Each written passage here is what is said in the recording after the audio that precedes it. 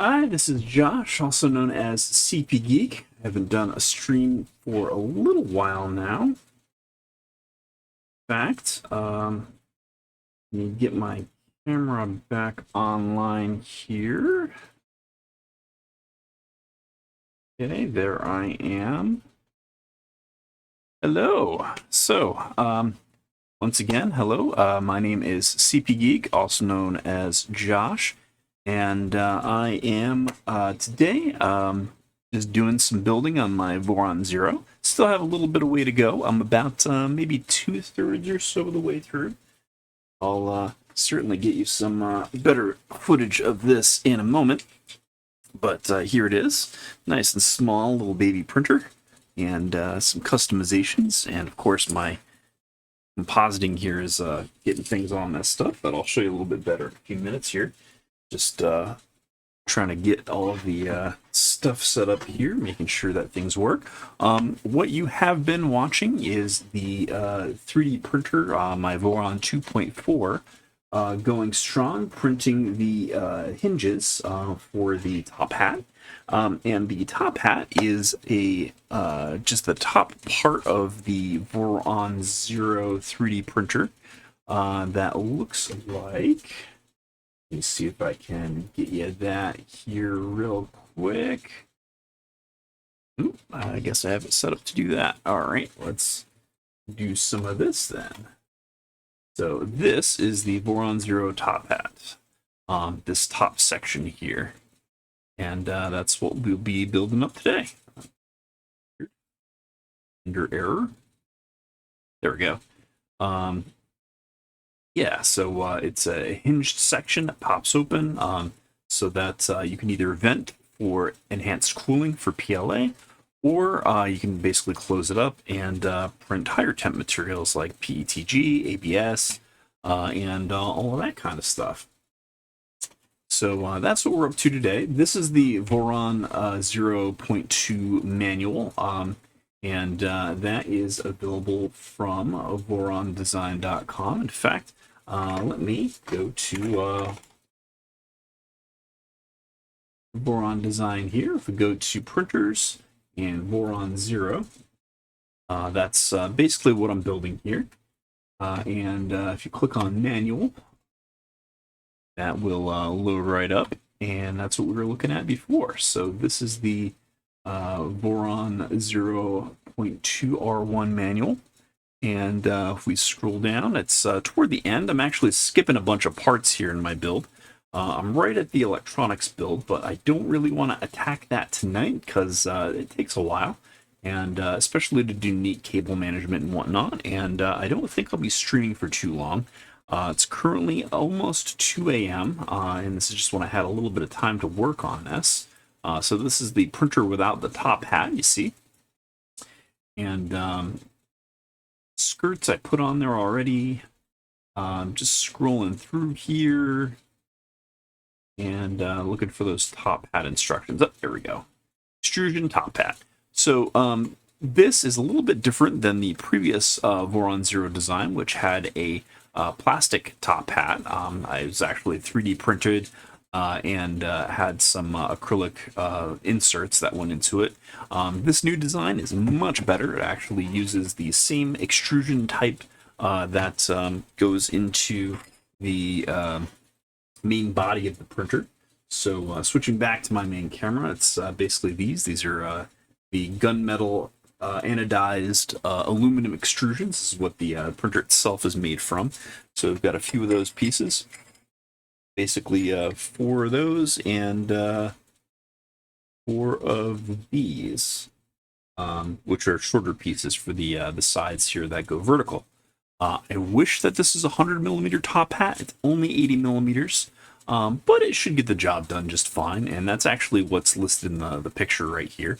The difference is basically just the height. I just wish it were a little bit taller. Wish it was a baller. Nah, I don't want to get copyright strike. Moving on. So yeah, that's basically what we're up to tonight, and taking a look back at the printer.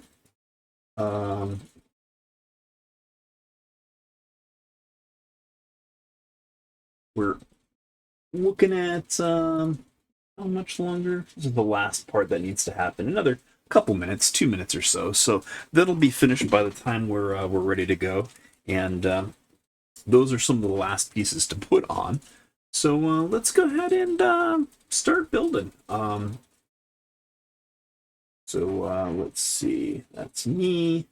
Oh, first I need to go ahead and get my secondary camera set up. I always forget to set that up in advance.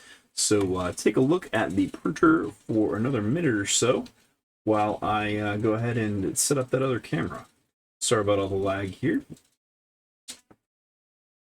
I will be back in just a couple of seconds.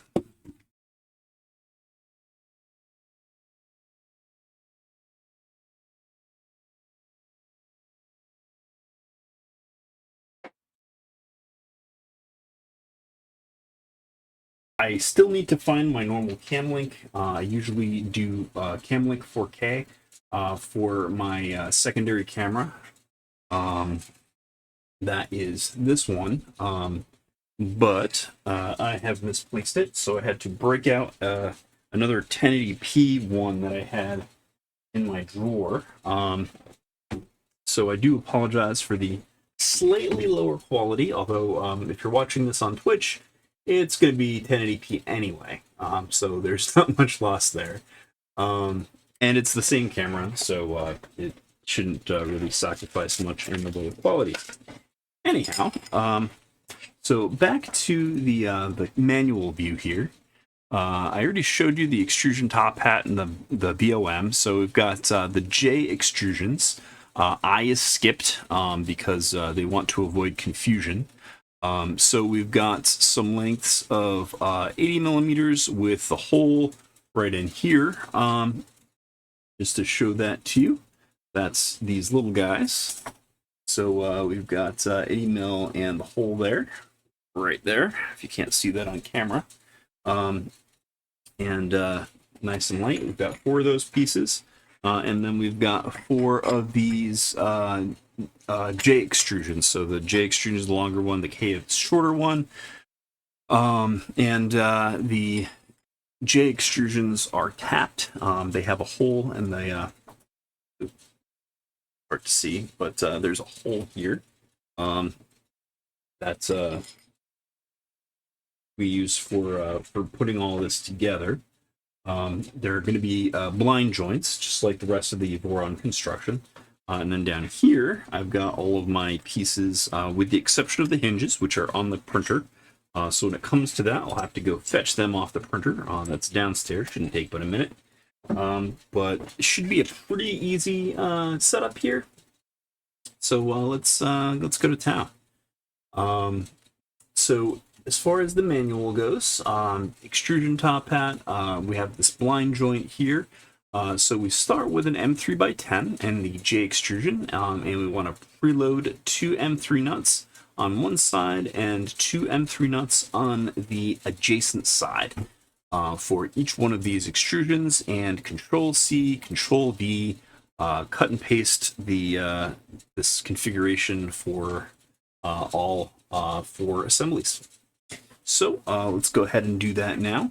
I've got my screw kit, or did have my screw kit right beside me. Where the heck did that go now? Wow, that and a million today. It's literally right beside me all day because I have been using it.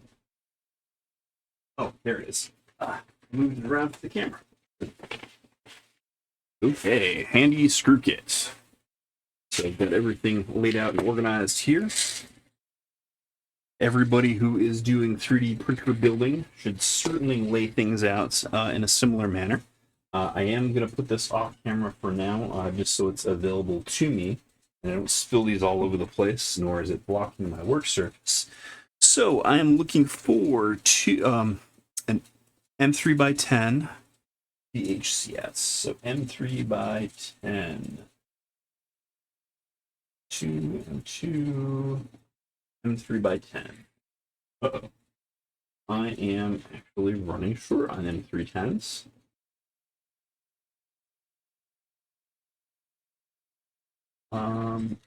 I think in this case,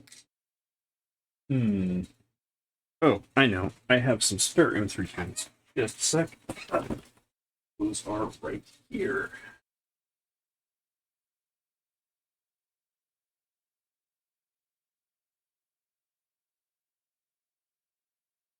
Unfortunately, not very well organized.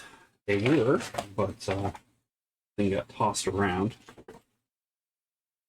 M325, M310. All right, so there's stuff that is not M310 here. So I'm just going to measure one of these up real quick with my caliper, which is calibrated. And we'll use this end, make life a little easier.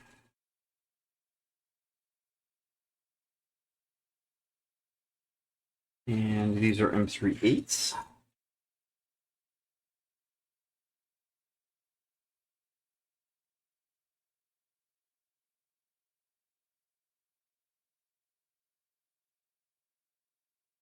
Probably way longer than 10. Yep, these are M316s. M320. 25.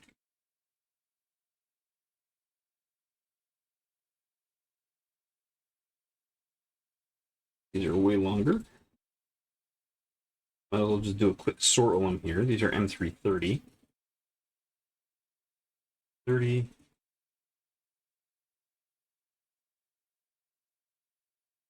These are more M38s. There, I'll just use the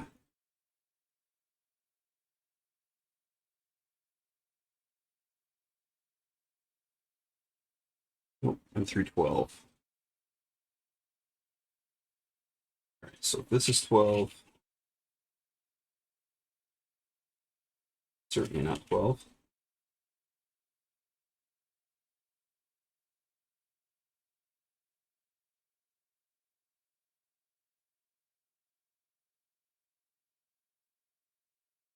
Eight. Maybe I don't have any M310. Crap. 8. 8. Maybe they migrated to down here.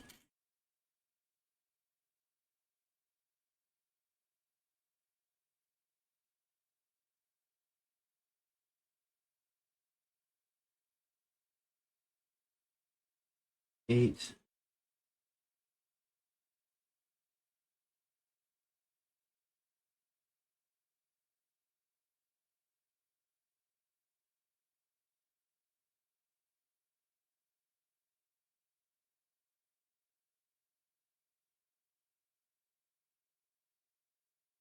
Okay, maybe I really am out of M310s. I don't know how that's possible. Hmm.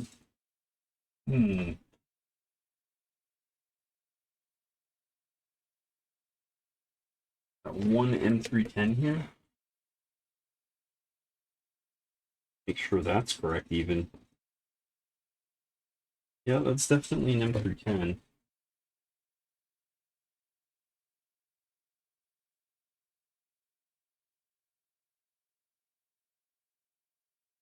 Okay. Let me check out my other supply. Unfortunately, those are nickel plated and shiny.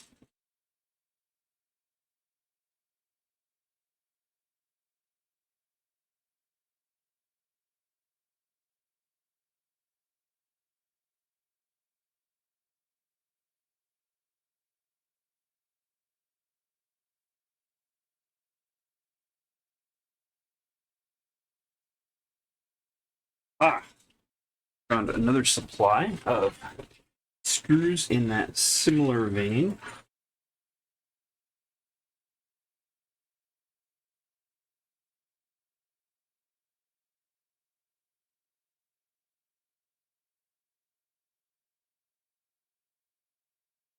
Oh, here M38.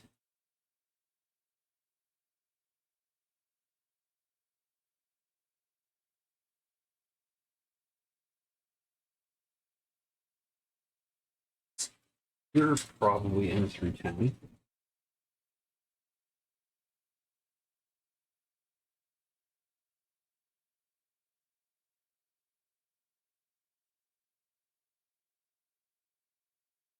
No, 12. Dang it.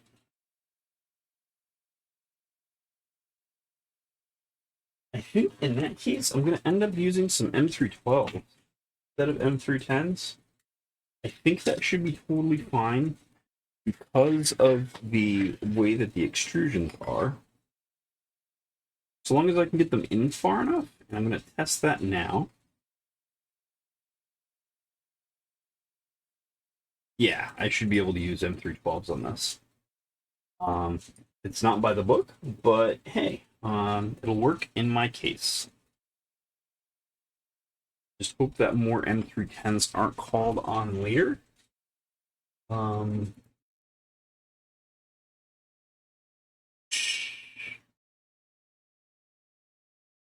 Yes. Yes, they are. Oh, but they're blind joints, so they're for the bottom. And only those two. So I can use M312s there too. Okay. And then for the panels are all M38s, which I have a huge number of. So that's just fine. Alright, so M312 it is. So what I'm going to do is grab my Loctite, which I actually know where that is.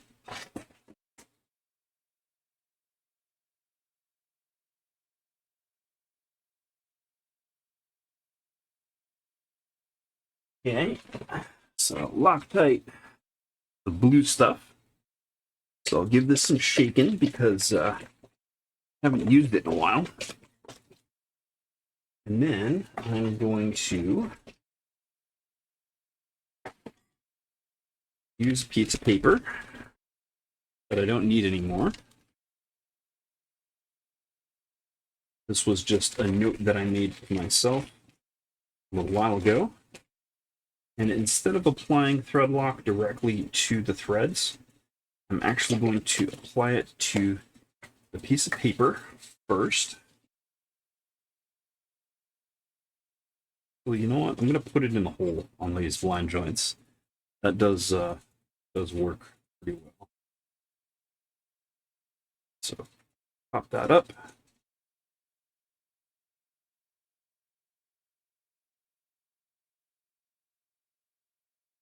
When it comes to thread lock, less is more.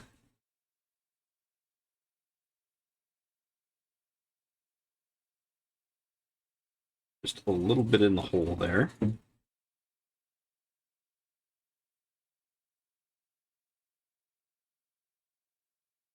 I'm pretty sure it's blind joints on both sides. So let's take a look at the manual.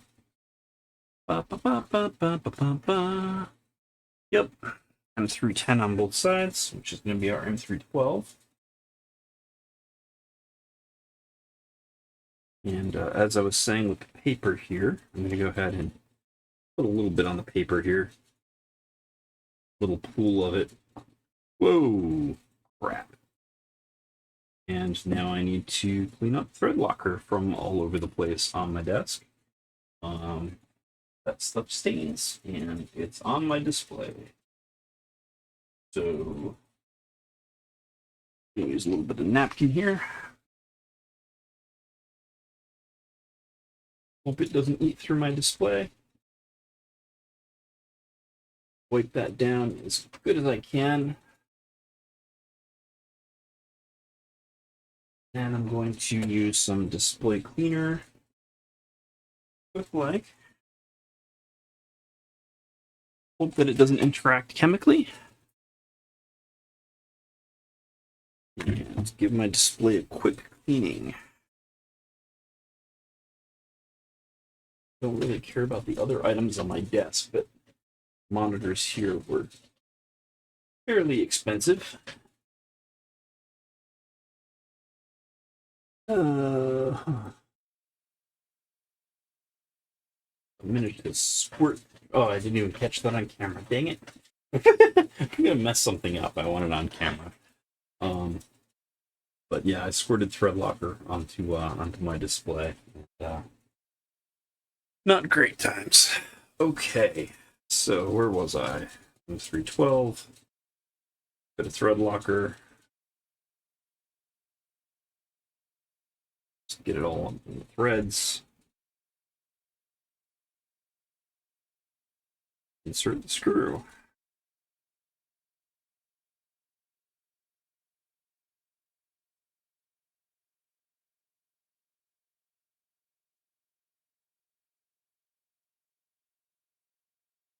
Just so that it's sticking out a little bit, a few millimeters.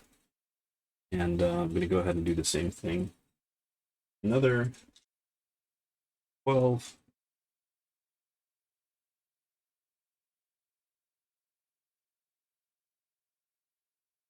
Getting it all over my fingers, like I didn't want to.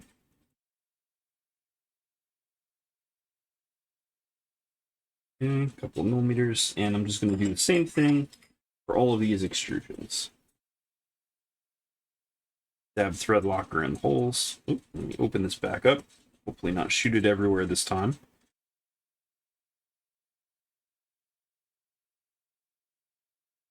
A little in the hole, get it to drain in there just a bit. And this is just like a drop. Just got to coat the threads. All right, and then 312.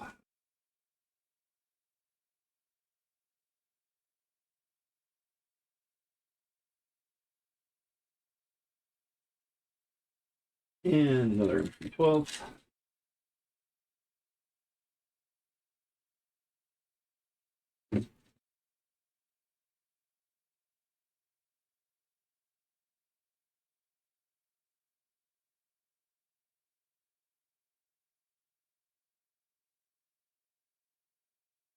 All right, 2 extrusions down. Getting this bit of thread locker off with my fingers here. From 312, some thread locker on there. Oh, I forgot to put it down the holes. This was a clean napkin before I used it to clean my display here a moment ago. Now it's got blue all over it.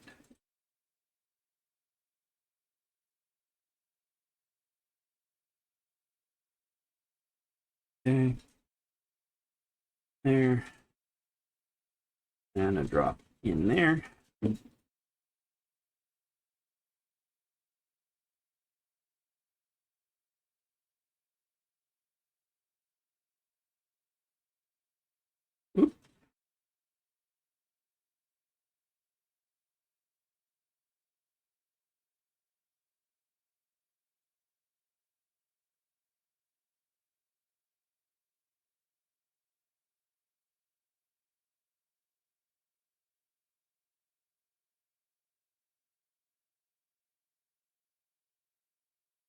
Another technique that can be employed in this case, if thread locker is getting you down, and it usually does for me. Oh, didn't really need to do that. Is you can basically put the screw on the paper or another flat surface that's disposable, and then you can just drop a drop of thread locker on it while it's on the paper.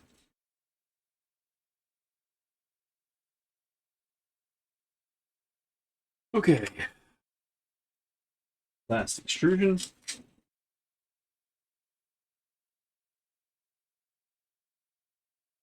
Thread locker down the hole.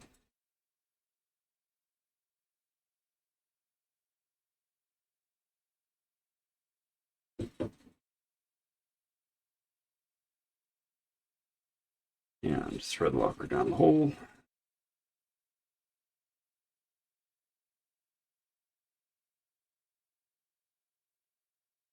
And there's an abundance of thread locker on the screw and down the hole already.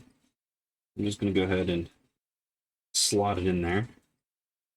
I'll put a little too much in the hole.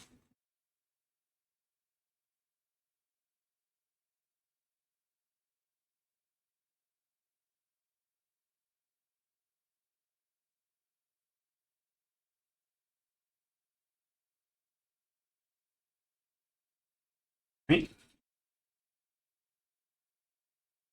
My fingers off here. And all right, so we've got all of these, and we've got the screws and the ends, and use a 2mm hex driver to tighten the 4 M3x10 VHCS behind the access holes. Okay, can do.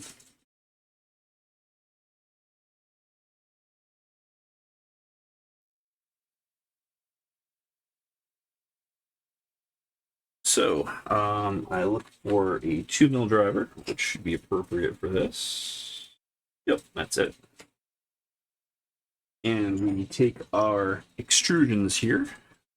So making sure that that little hole there, which is how we're going to access the screw, is available. So we're just going to go ahead and go screw this down through the hole. And we're doing this very lightly at first, because there's no reason to lock this down quite yet. You still have to square it up. Squaring up this part of the frame is probably not super important because it doesn't play an important structural component to the printer. This is really just to look nice.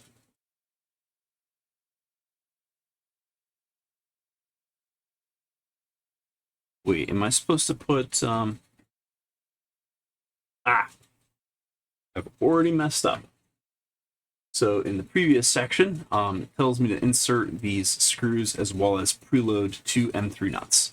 So I did not preload those nuts, so I need to preload these nuts. Okay, so I'm going to go ahead and undo this connection that I just made. Slide that out, and grab some M3 nuts out of my supply. There is one. There is two. Just going to go ahead and clean out some of this thread lock here that got into the grooves of my extrusion.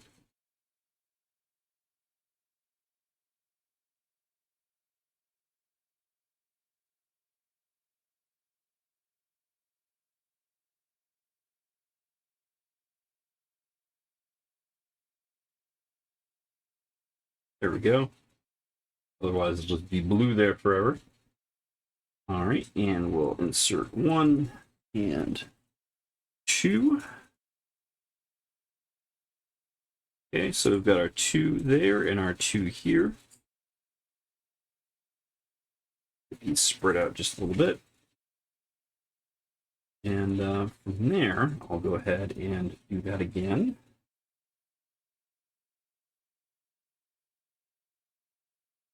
Put this on here. And where'd my 2mm wrench go? Ah, there it is.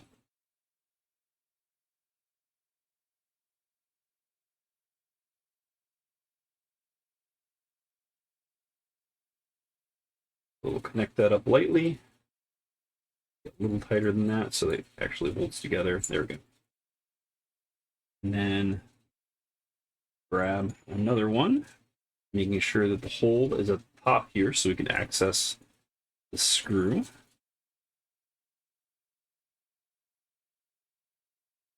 And then I will come in with the driver.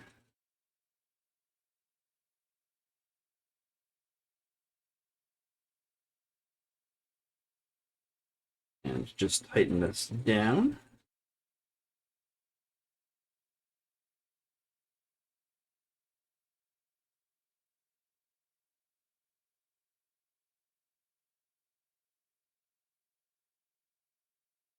Just so it's lightly tightened. There we go. I'm going to do the same thing for another one of these. First, with the square nuts.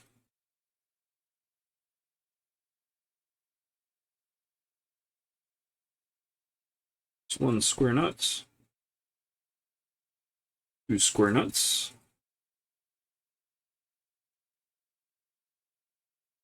Then on an adjacent side, 1 square nut.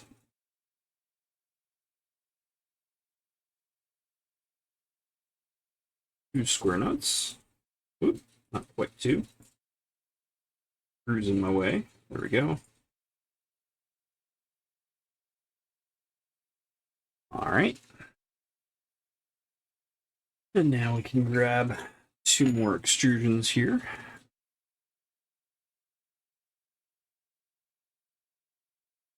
I want to do this one first. It's just easier to access. 2mm wrench. Making sure not to drop those square nuts out of the extrusion, because they're super fiddly to get in if the slots are blocked.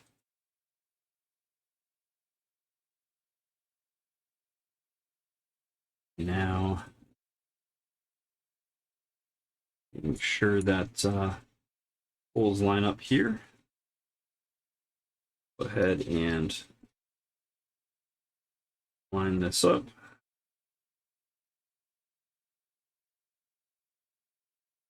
And tighten her down.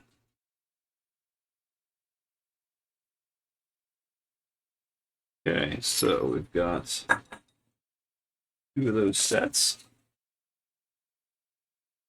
And we need to preload more.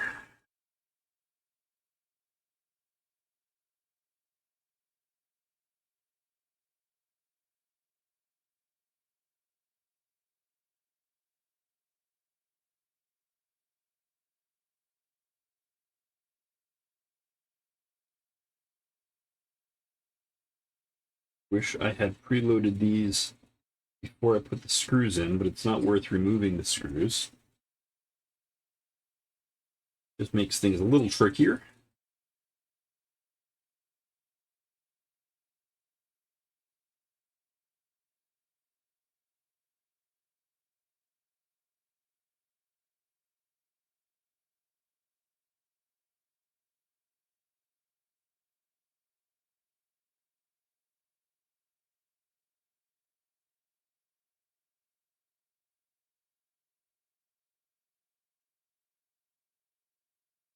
Okay. Now that that is set up, I'm going to take one of our already fastened extrusions here, slide this together. As you see, we are already forming a rectangular prism.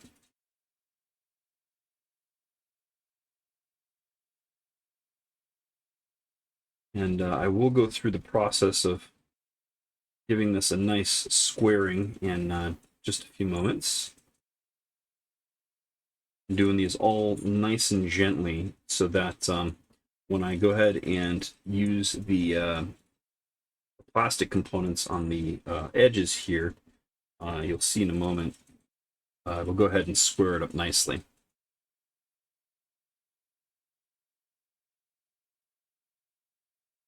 Two on the top, 2 on the top. I might have to rotate some of these. Yeah, I did this wrong. So these 2 are supposed to go on the outside, not the inside of this. So the fix is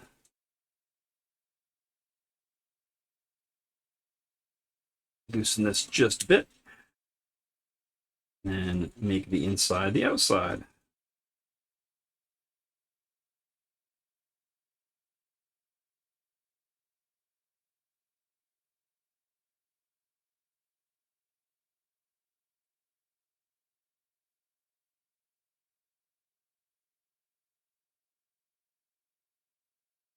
I'm just rotating one of these 180 degrees.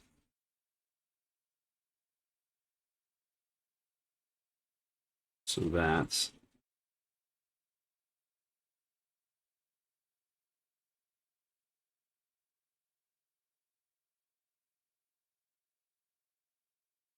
there we go. So those are on the outside now. Retighten that. And then I think I have to do the same thing here. Yep.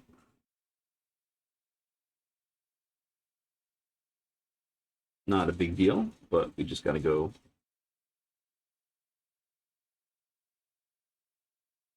So that we have, oh, that's wrong too. All right, so this one is correct. It's got some on the top and on the outside. And I just lost one. Okay, it's from the outside one.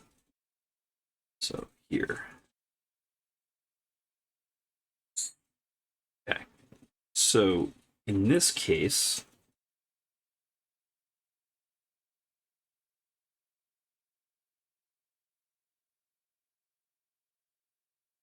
okay.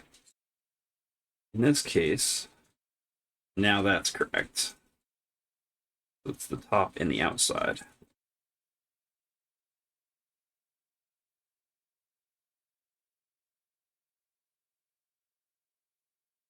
And this outside piece, I just have to adjust that real quick.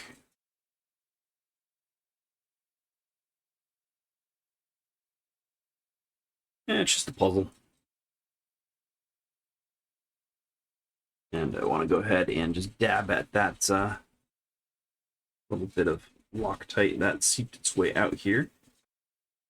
Went a little overboard on that this time around.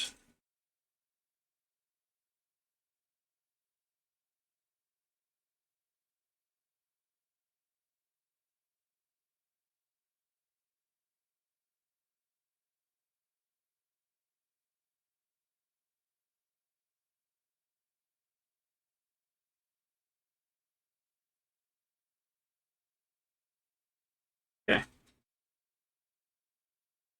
So, just to recount, we've got 2 in the top, 2 in the top, 2 in the sides, 2 in the sides. Okay. So now, I'm going to come at it with this. And these 2 are on the outside, these 2 are on the top, so I can go just like this. And then tighten this down.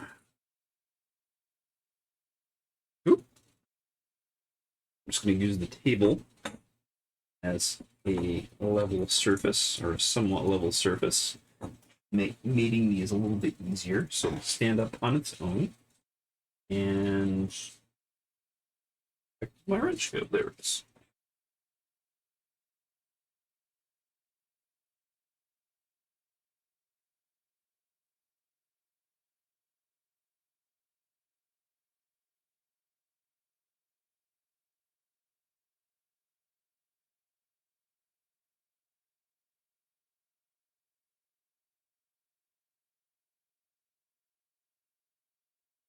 Now, you won't have nearly as many screw turns if you build one of these, because I'm using longer screws than the manual calls for, just because of what I have available.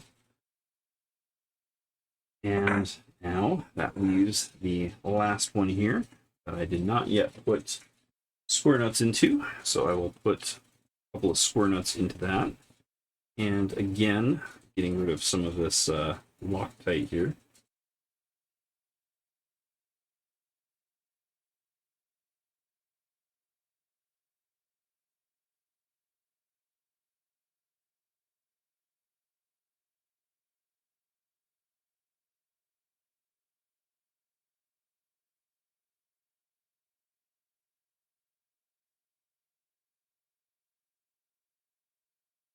Go. That works. Okay. So, square nut 1, square nut 2, and square nut 1,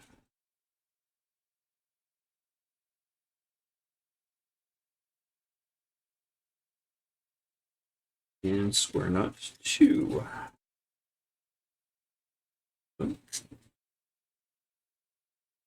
We've got a couple that are thicker than the rest in here. They'll build just fine, but I like to have consistency. Okay. We've got those, and this is the outside, and that's the top. So I'm just going to go like this. This is all coming together.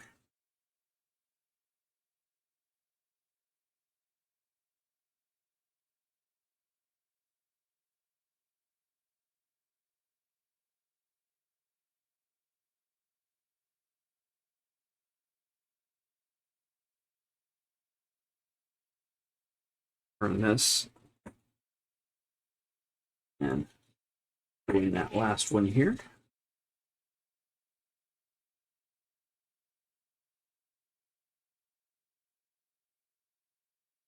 And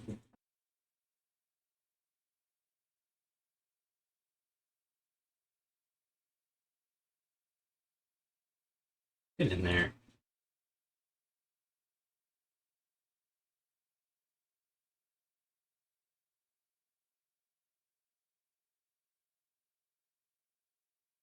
There we go. Having difficulties finding the screw head for a second with my wrench, my Allen key. Okay, so that's mostly together. So I can put this away for now. Won't need that until the end, if at all. I have a couple of ideas. Take a look back at the manual. All right, so I've got 4 of these with loaded nuts, and they are in the correct places. And I've gone ahead and attached those. And whatever one that should be the front, it doesn't really matter in this particular case because it's all perfectly symmetrical right now. I'm going to add another set of M310 screws that will be for the cam lock function. So this is hinged on the back side and cam locked on the front side, which is kind of a neat design. So the front of the top hat will have 2 M310s. I'm going to use M312s because it really doesn't matter. And these have to be gapped specifically for 5 mil, and that's totally fine. I'll just use my calipers to make sure that that is appropriately done. Now, just to make absolutely certain, so you guys can see at home, the 5mm distance is measured from the head of the screw, not from underneath it. So this is not measured like the normal screw length would be, the driven part of the screw. It's measured from the tip of the head, and these are button head screws. So I need to make sure to measure from the top of the screw, not from the bottom of the head.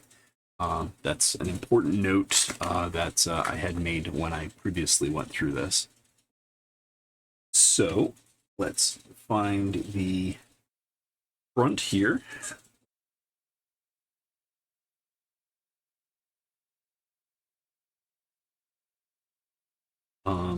Well, this is perfectly symmetrical, so I'm just going to call these 2 that are facing me the front, and I'll go ahead and drive some screws into those.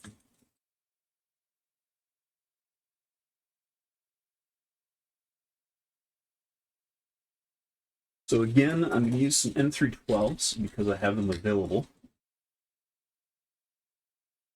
And this does require thread locker.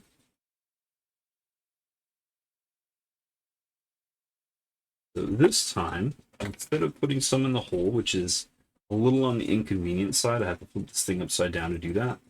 I'm going to go ahead and just sort of put a drop on the screw head.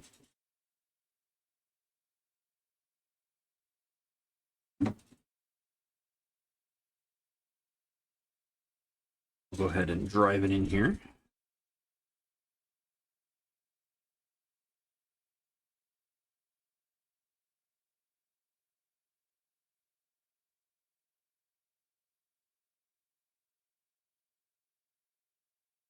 Actually sufficient on the paper here. Yep, get that all in threads.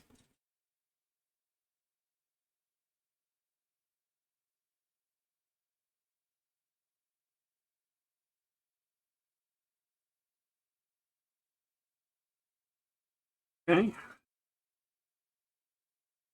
And I'll grab my caliper here.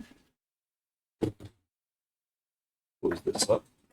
Set this for 5 mil.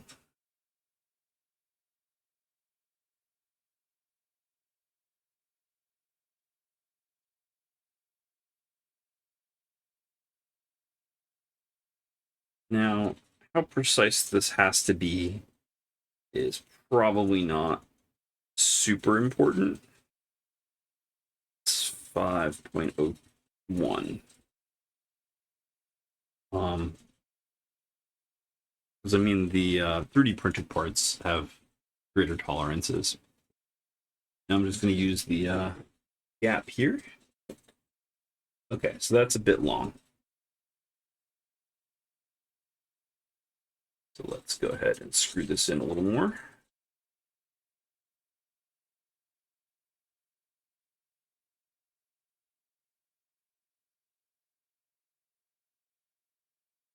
Still a little long.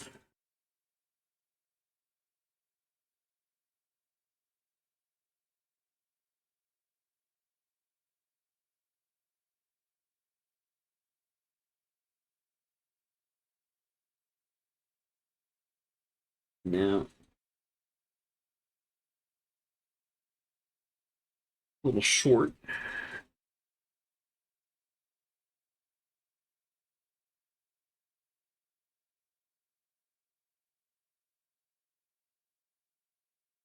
That's pretty good right there.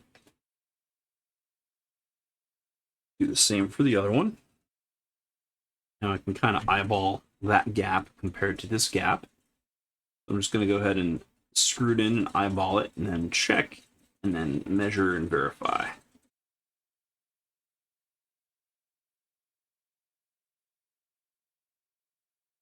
About right.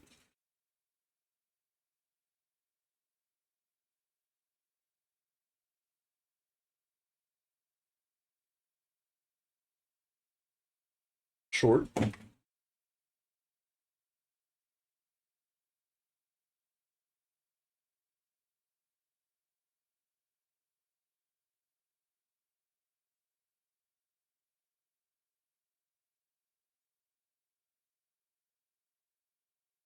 Still just a bit short.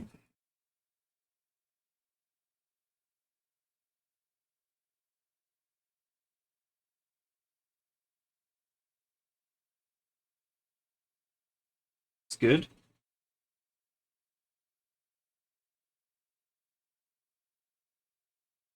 Okay, so it's this one that was a bit short. I just didn't see it before.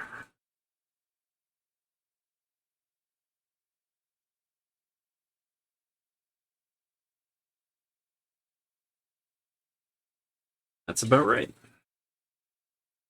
Okay. So then, let's go back to the manual here.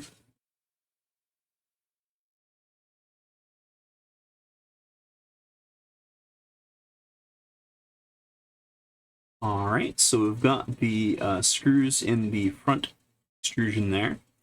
And so for the rear, the front of the top hat will have two N through 10s and the K extrusions locking the printer to the frame. The rear. Oh, so I could have just used this doodad, gap them down. So it comes with, the printer files come with this this cool little calibration card thing, and apparently this is exactly 5 mils. So you can basically just insert that, and this is a little long right now. I didn't notice that that was the case. There's 5 mil.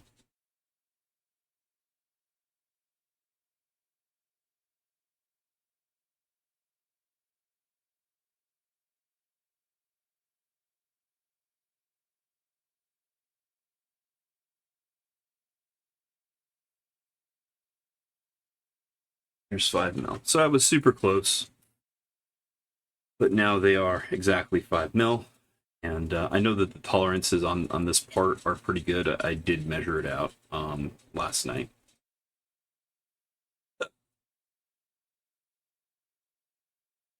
Okay, so manual.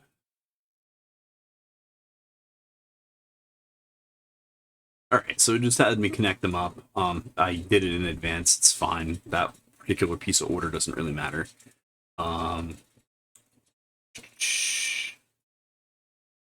Use a flat surface to ensure orthogonal connections is recommended. Yeah, so basically flat. And I am going to double check this here. This desk is not the flattest thing that I could use for this problem, but you know, it should work okay. So I'm going to go ahead and just lay my pieces flat. Gently press down on all of them.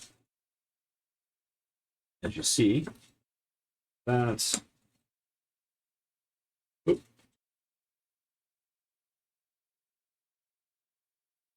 off.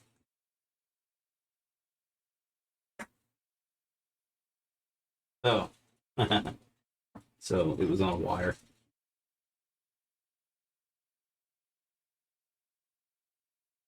So what I'm going to do is loosen up these connections here.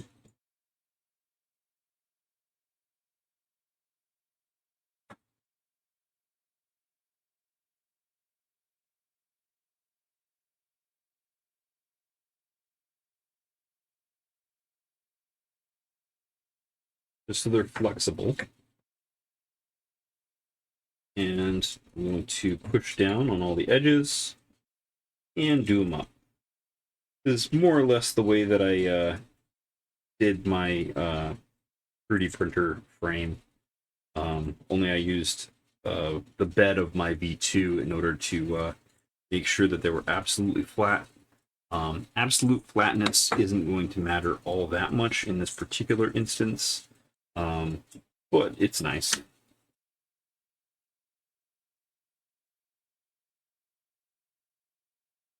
One.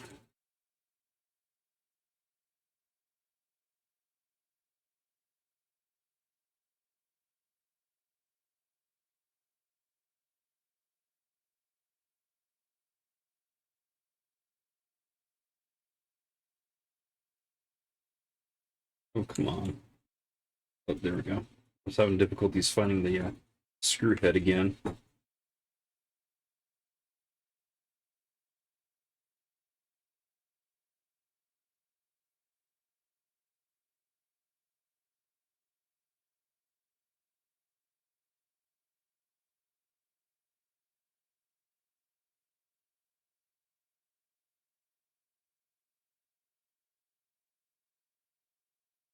Okay.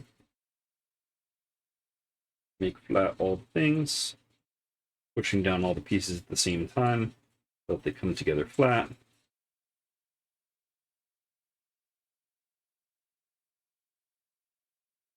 Okay.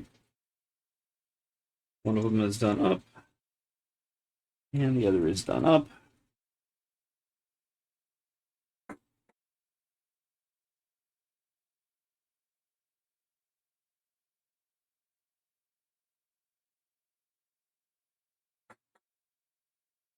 So I'm just going to go round and around until that no longer happens.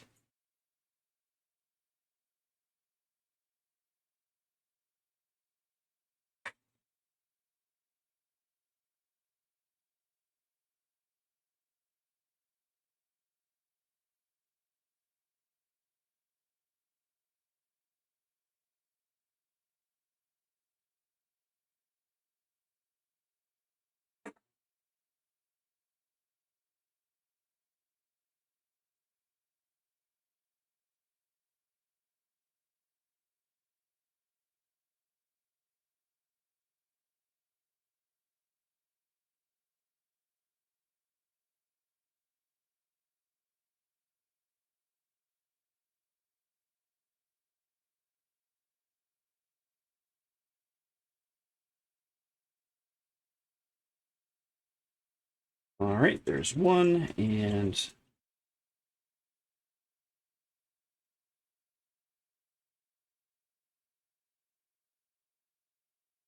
two.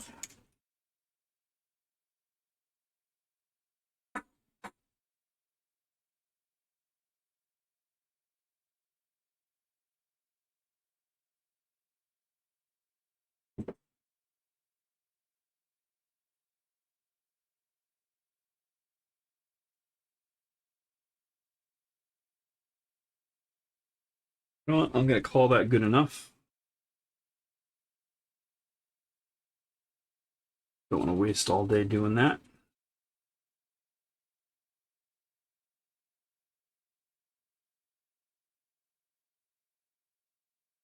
Okay. So then back to the manual here.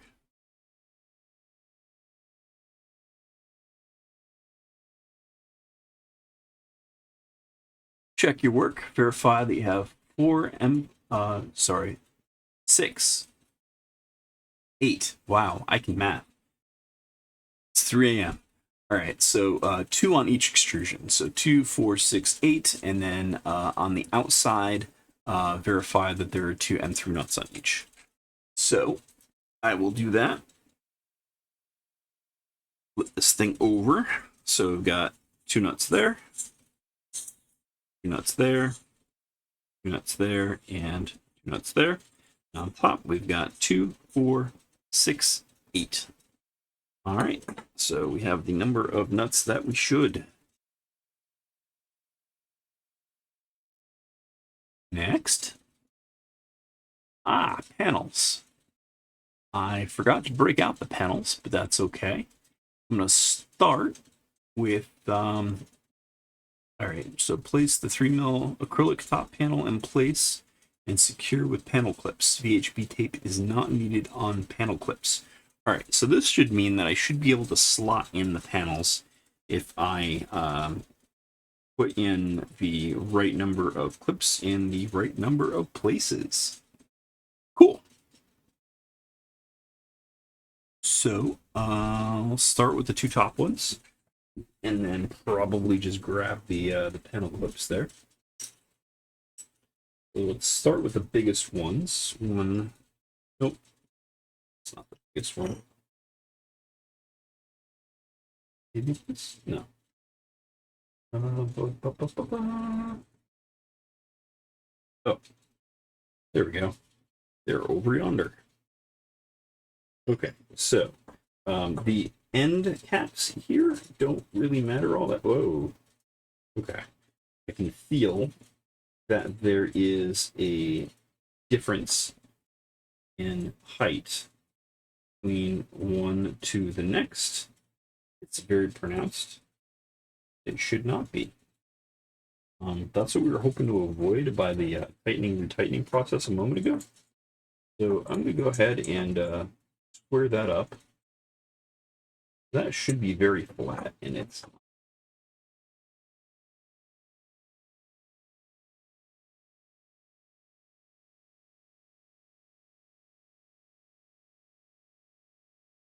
While we're doing this, absolutely, I would probably grab my engineer square and really go ahead and go to town and square this up. But I don't really see that happening tonight.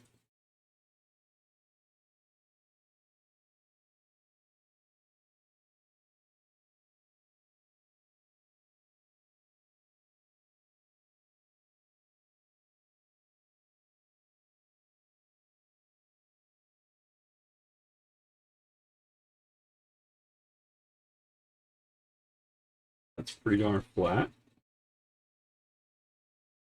Flat. That's flat. This is not flat.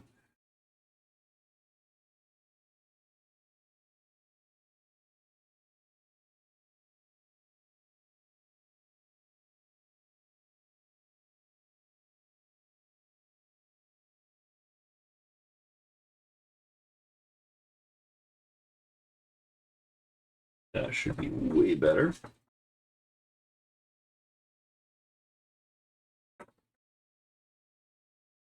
Yeah.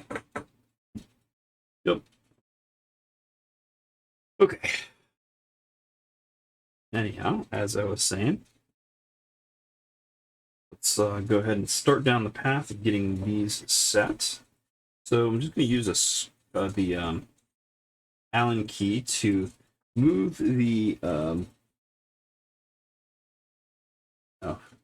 wrong camera. How about that?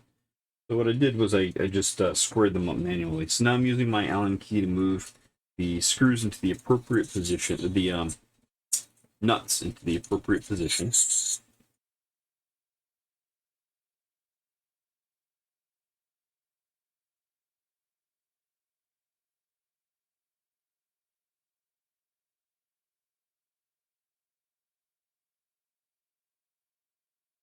And we're using M3/8 here.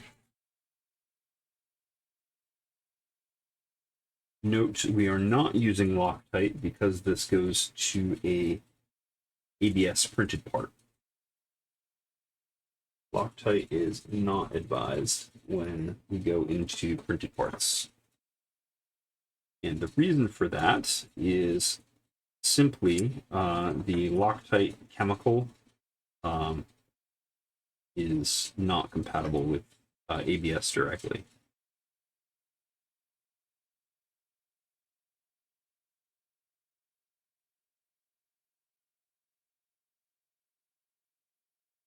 So I'm also only going at this very, very loosely as far as getting these nuts lined up and screwed down. Ooh. Need a magnet so I can pull that screw up a little bit. Push.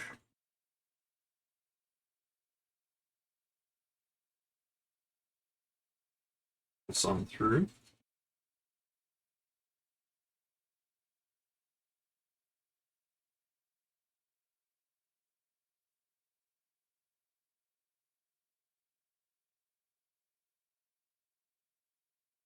All right, so there's one. I think this is actually 2 mil as well. Yep, it is. So these are pretty loose on there, but that's fine. I also want to keep them relatively loose so that we have enough room to insert the panel and lock down that panel. So these are still very loose.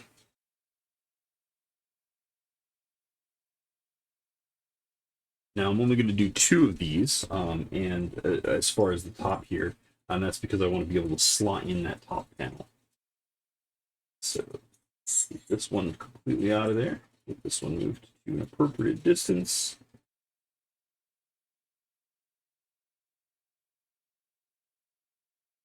And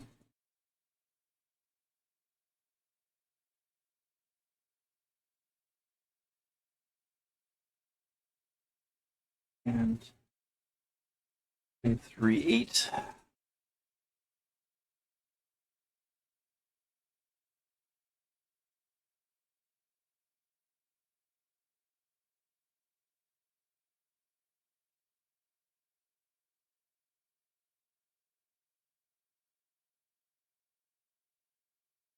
And M3/8.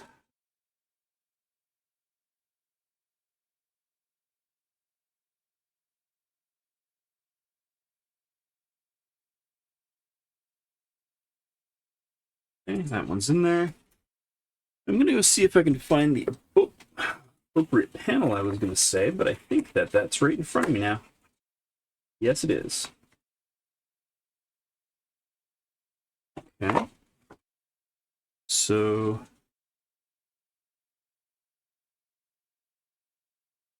this is a black panel, so that's not it.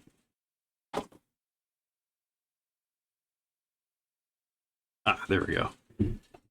Clear panel, and it doesn't have any screw holes because it's being locked down by these. Is exactly what we're looking for. So I'm going to go ahead and peel this now.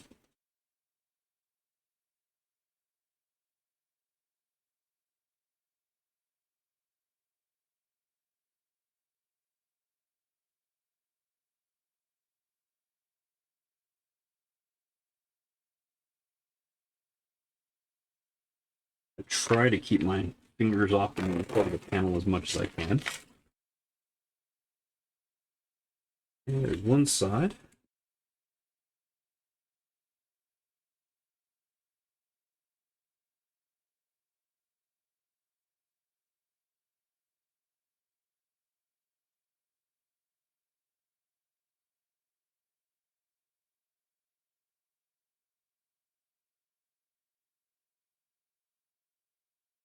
Right, there's the other side.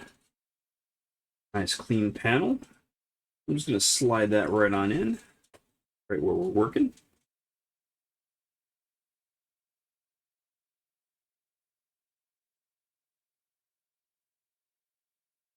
And align it with the frame here.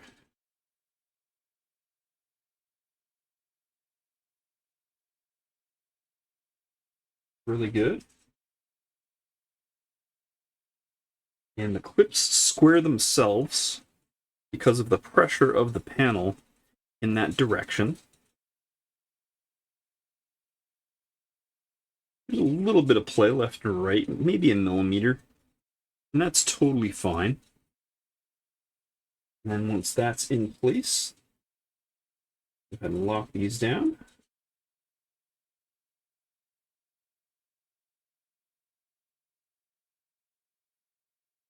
Should hold this panel in place. Yep, that's right. So then we can turn this around for convenience sake and put the other two panel clips in place. So screw has to come down this way. This out, this out. We can get this in.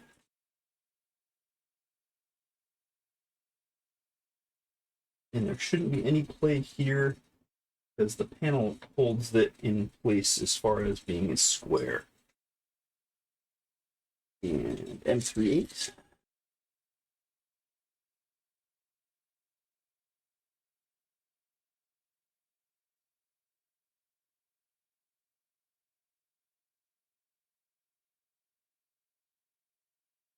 Get this one in place. M38. Now, I always keep them loose when I put them in initially and tighten them down later so that you get the appropriate setup here. That feels real good. I'm going to go ahead and tighten these down. And then last one of these top clips here.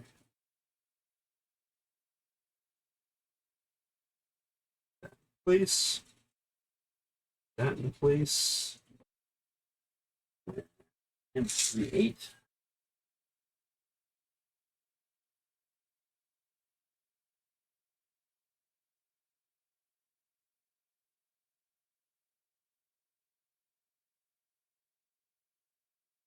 It's loose. And another M38. Get that last one in place.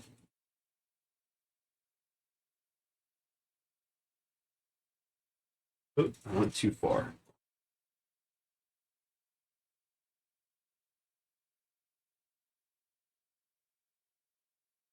There we go.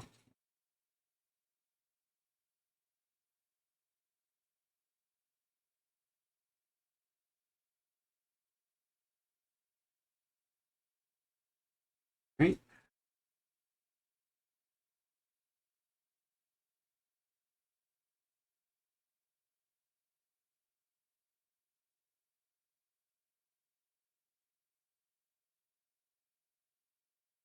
Okay. So the top panel's in place. It's nice and clear still. Managed to not get my greasy hands all over it with the Loctite and all. Next steps are the side panels. Let's refer back to the manual. And that's pretty much how you do it and what I did. So we need the all right, so we need the side panel attachments here. The big ones go on top, the small ones go on the bottom.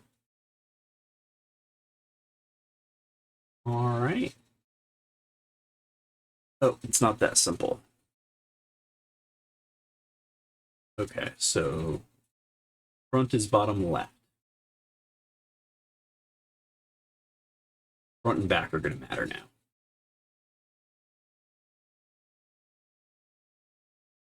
So front is bottom left in that image. I'm going to come down here and do the same thing here. So these are sitting higher than those because they have the screws in. So I'm going to put this in the same orientation so I don't get messed up. Okay, so now I need big side pieces. Some of these are mirrored, so I don't want to confuse them.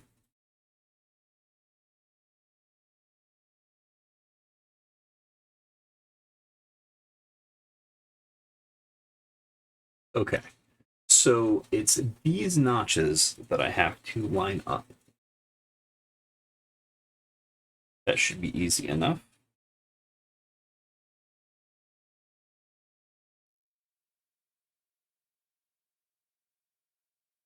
All right, so I'm going to start.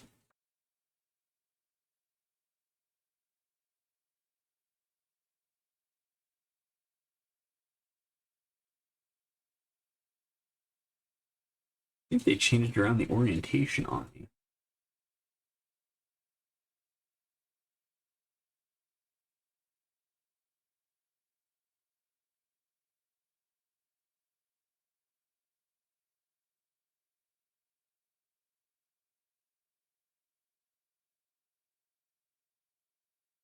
Yeah, that makes sense.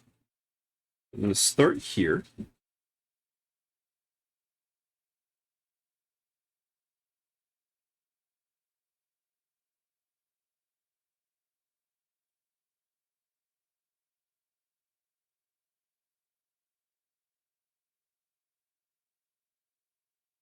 No. Yeah, these go inward. That was the part that was confusing to me. Okay, I see now. I'm supposed to line up with these. And then that lines up with those. I see, I see. Got it. All right. So I'm not fighting gravity. I'm going to put this upright. Fighting gravity against these moving of the nuts here.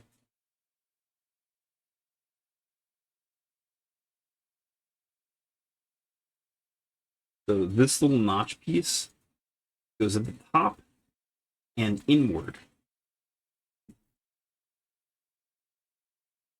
Set that on there. And those are M3/8. Again, no Loctite because it breaks ABS.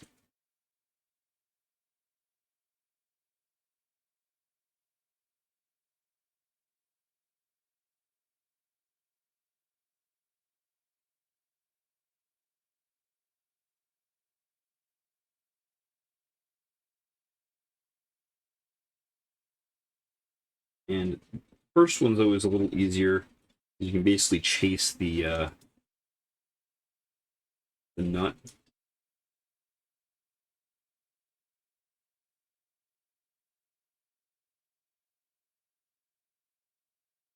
There we go. And then this piece that sits on the inside will fit flush with this top piece. I don't know if you can see that on camera. Let me try to zoom.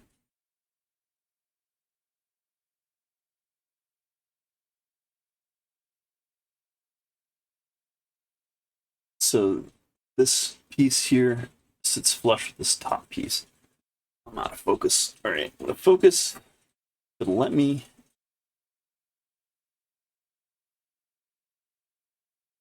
Sorry about the production values here, but as you can see, that's a nice 3D print off my V2. Wait for it to bounce back out again. There we go. All right, so we got focus. So this top notch part that comes out, yeah, there's a notch. That part lines up with this feature on the top part. So it lines up just so this is a nice slope.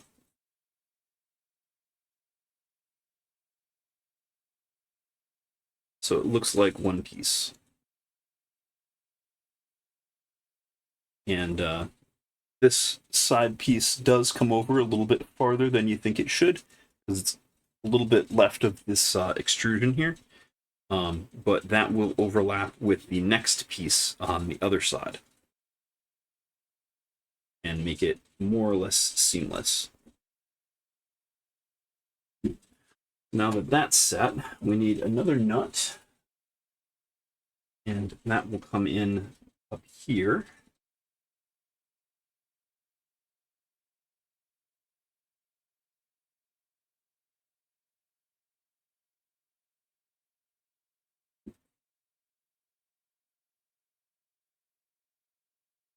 And then for me doing it, hope that I got that in there.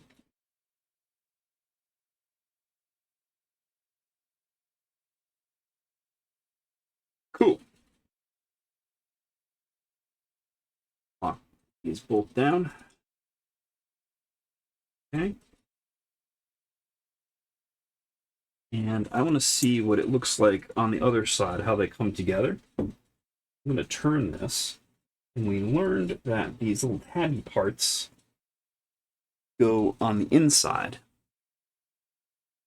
So we'll just go ahead and do this.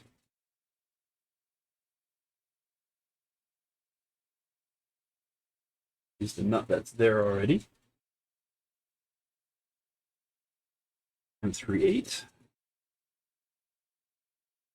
Put it through the top part of our plastic piece. Chase the nut.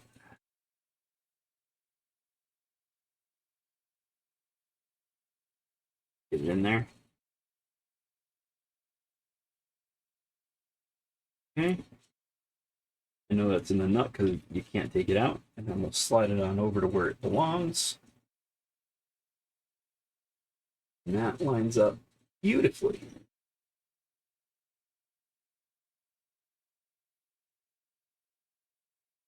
This is incredibly well designed.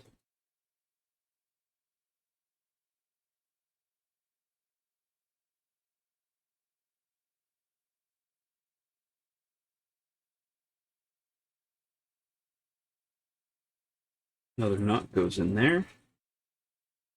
Line that up. 8.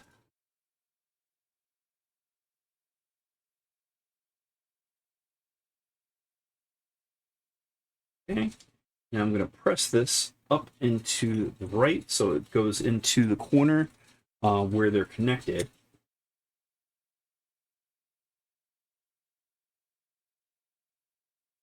Get a nice flush appearance.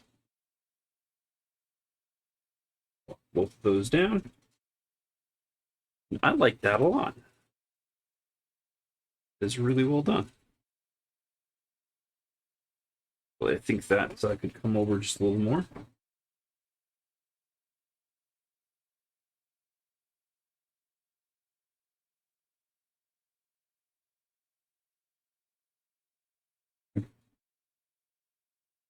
There we go. Yeah, I like this. That looks nice.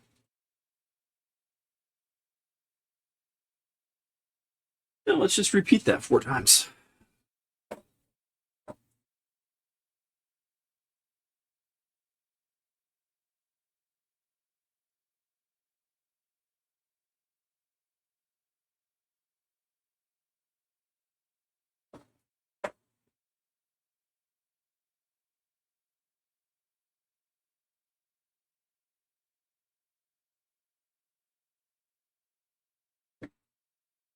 And once again, upright so I don't have to fight gravity. Move the nut to where I need it to be.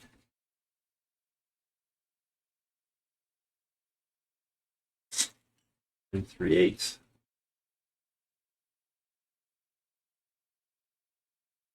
Chase this down.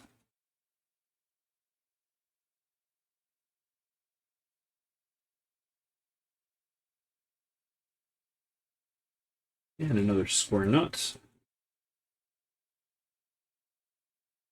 Right in here.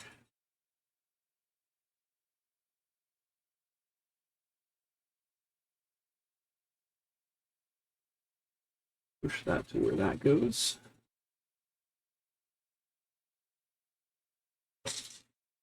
Create.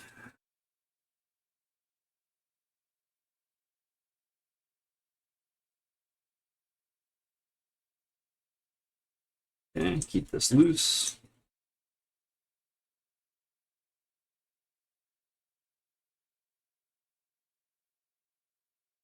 Pushing that upright, up against the top piece that's already there, and making it flush with that little feature that I talked about previously. Lock it down.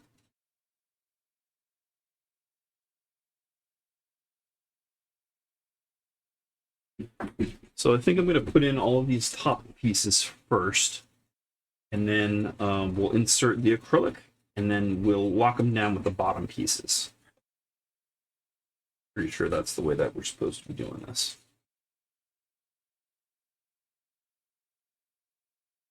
The manual doesn't necessarily mention a build order.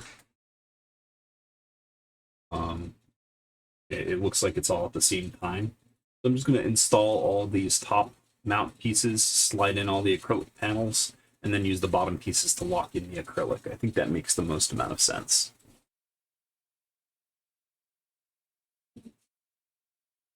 All right. So once again, the tabbies go on the inside. That goes like that. Slide this guy over.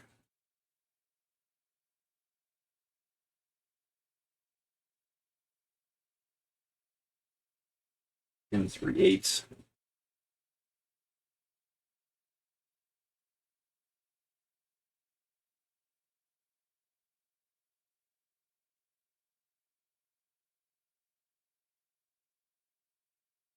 Yep, I got it. Okay. Another nut.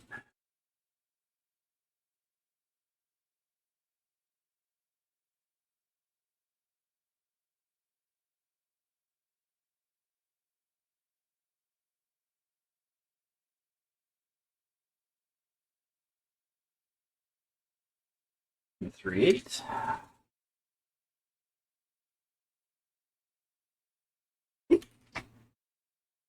I got it.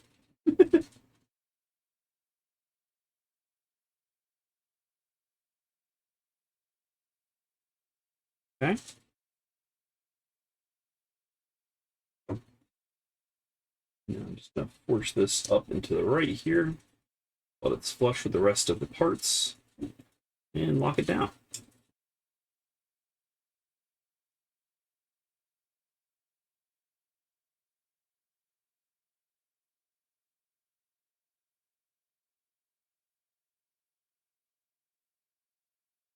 Don't really like the fitment of that one. I'm going to go ahead and try that again.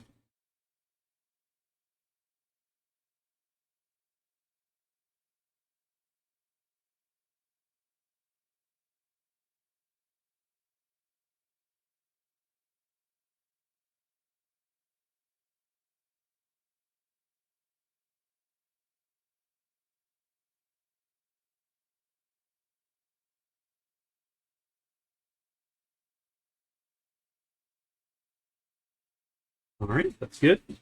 I might have to loosen those up again in order to fit the panels in anyway. So we'll see what happens. Only a few more. Just left it there.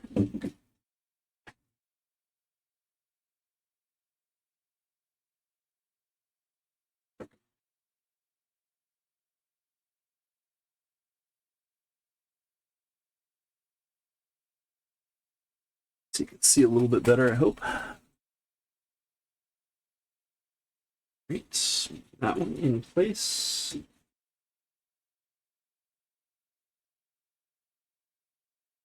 Outside piece. Ah, there's the inside piece. So there's two different versions of this. There's this, There's this. They're mirrored.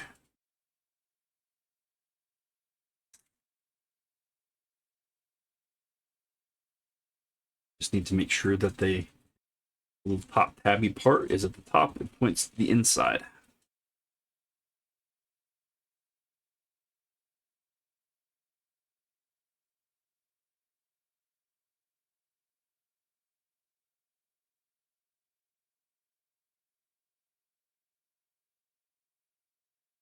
Okay.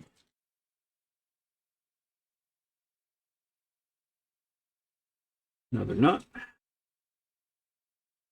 Stamp and repeat. Oh, this is one of the thick boys, but it shouldn't matter.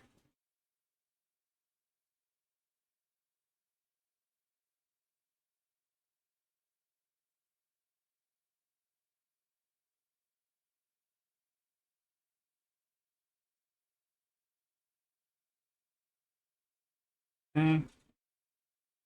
Make sure this is wiggleable. Line up the little part there.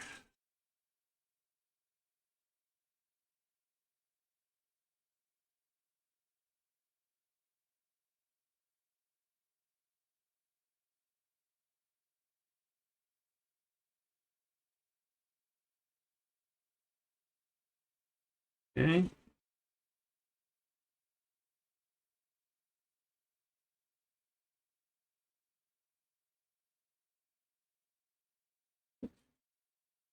There we go.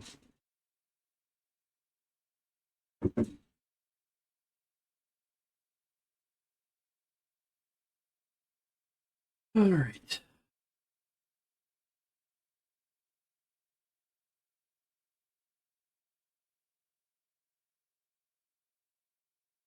This particular work is rather boring. Lots of stamp and repeat. But things are going really well.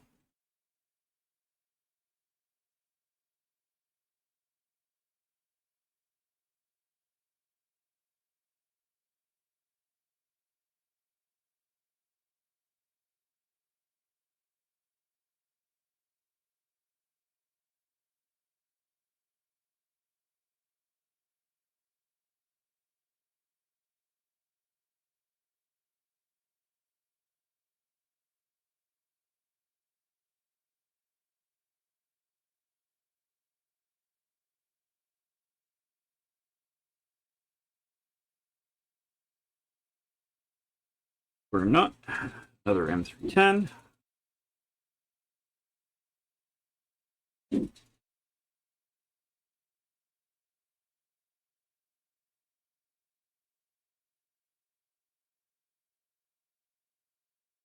Oops, missed this time.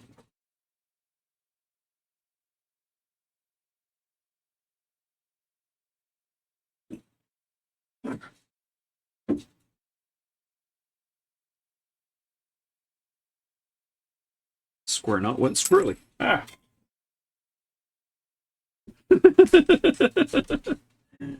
Everything is fine. I just dropped one of my pieces and the thing went over. Just want to avoid that as best as I can. I don't want to scratch up my acrylic. Thankfully, it only hit those side pieces that we've been installing, so things are fine. Oop. Okay, this has to stop. I lost an M3 square nut, but that's okay. I have a bunch.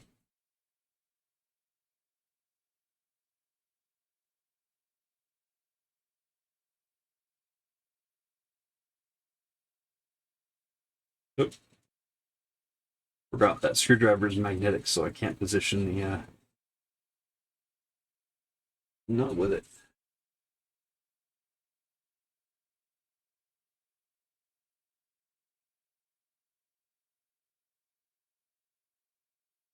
There we go.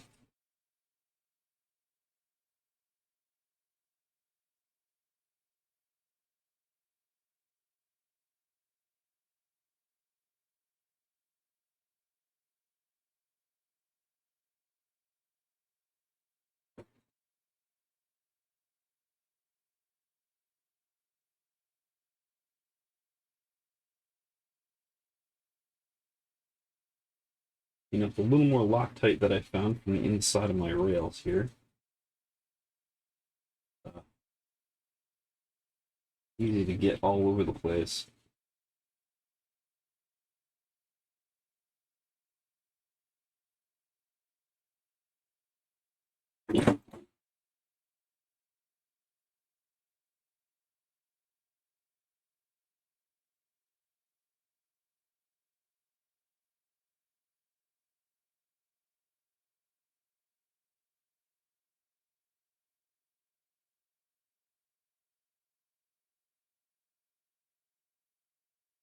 All right.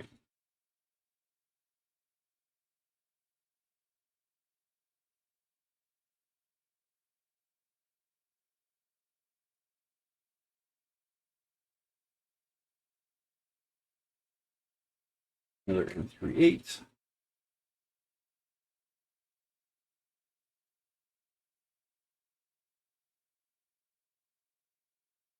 Chase the top one.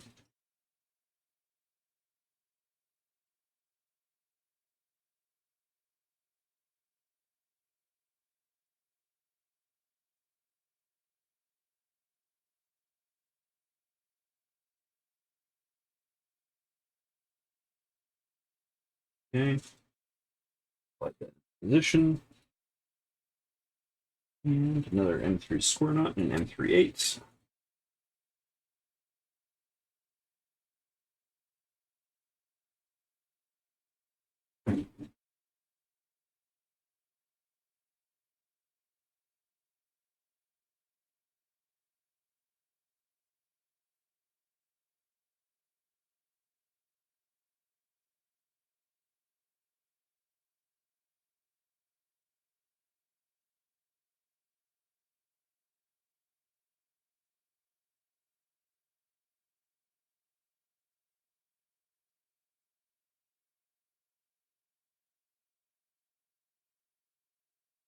And only one more left.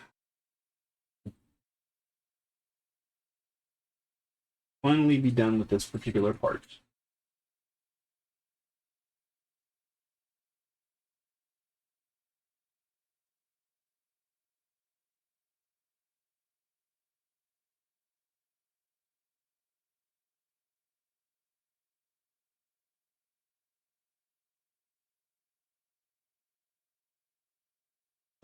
If any of the Boron team who designed this stuff is listening, I would recommend building these corner pieces as one piece that you just put on so they position easily and you can lock them down in one place with one of these square nuts and position it the way you need to and just slide in the other square nuts as needed.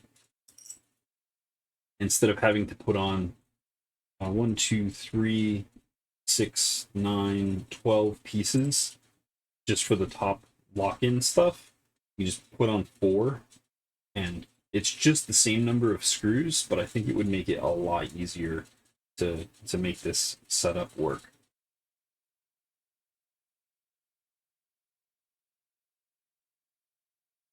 Or I mean, heck, you could do it in two screws per.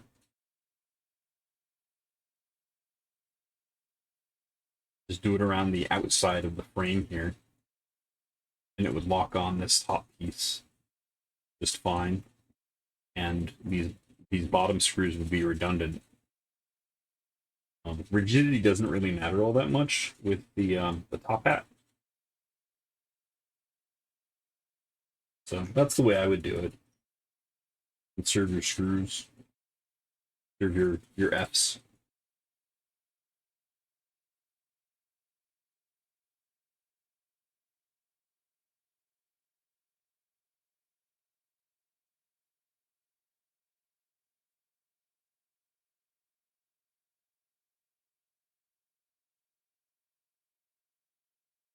In fact, if I were not lazy, which I very much am very lazy, I would go back into CAD and remodel these, just do a join on them, and print the results and only put the number of screws that I need in them, just around the outside instead of on the top and on the bottom on the outside.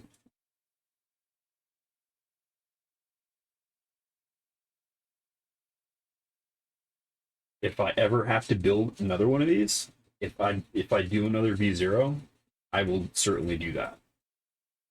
I have no intention right this second to do another V0, but you know, things change.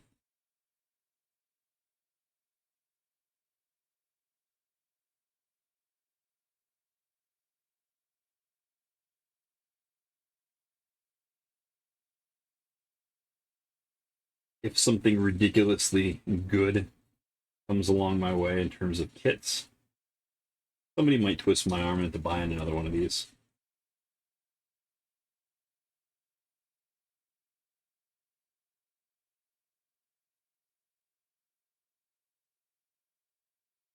All right, so that's all of them. So all the way around.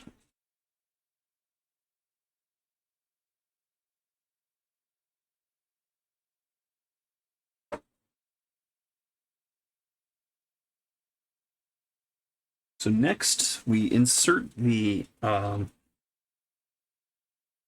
plastics. So let's zoom out. So we've got our plastics here.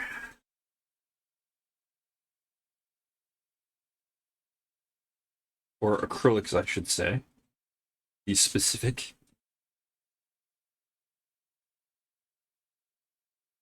Glassless glass.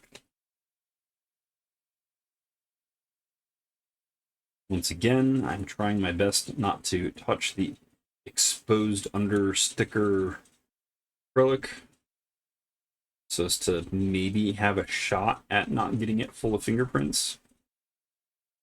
Although in this house with 2 cats, I'll probably have dust all over it within 10 minutes, but as of tonight anyway, it's brand new. So this is all symmetrical. All of these should fit anywhere. So I'm just going to go ahead and try to slide that up. Okay. So I am going to have to... yeah, I am going to have to open these up.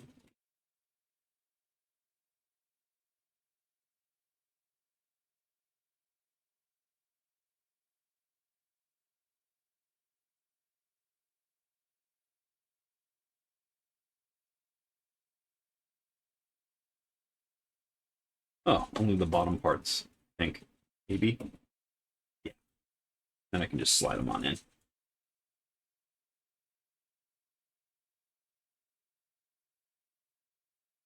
The tolerances on this are real nice. No problems there. In fact, I don't even need this bottom part if I wanted to leave it out.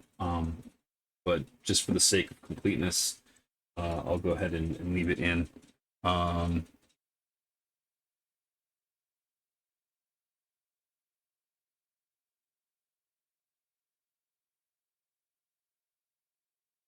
So once again, another M3 square nuts and another M3 8.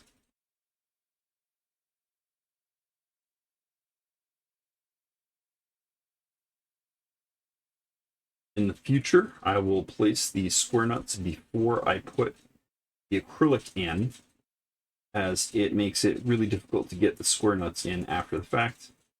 Just an extra impedance. Nothing I can't like actually sort out, but it's just one more thing. And this is just one screw.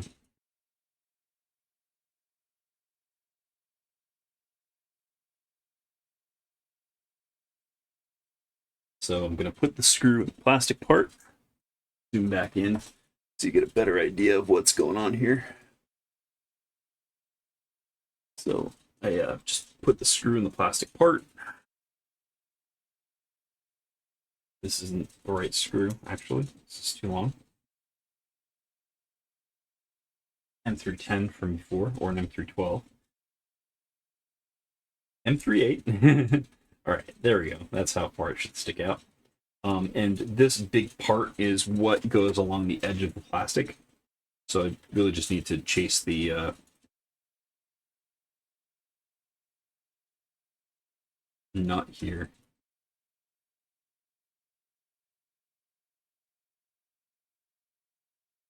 Cool.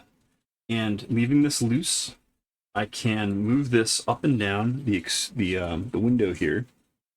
But the idea is so that the bottom is flush with the bottom of the acrylic and the bottom of the extrusion.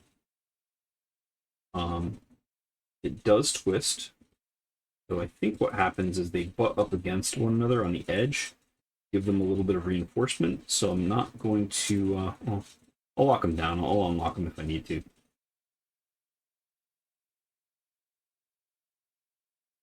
There we go.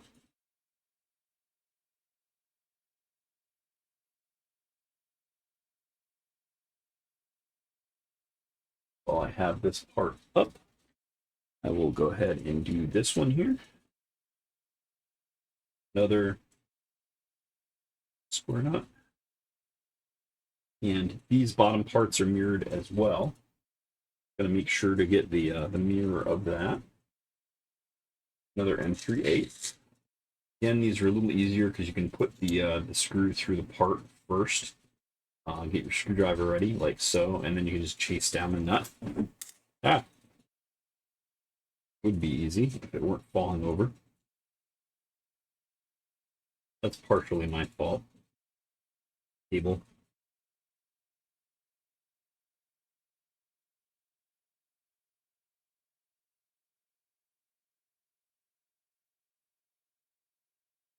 I think I missed. Yep.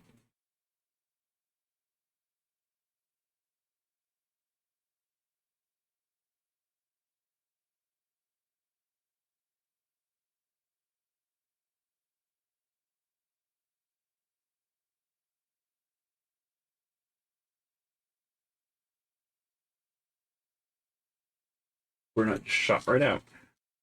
It did not want to.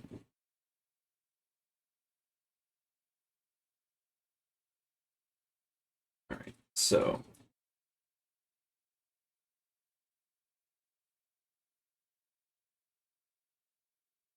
there we go.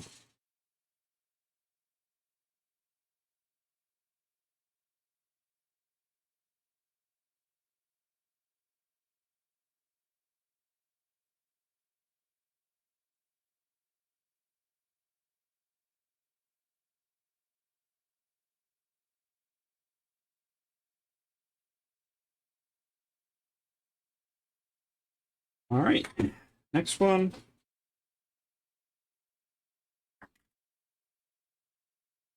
One of the cool parts about these aluminum extrusions is that they're super light. This whole thing you can just lift up real easy. It's metal, but it's not difficult to lift. A little bit more Loctite.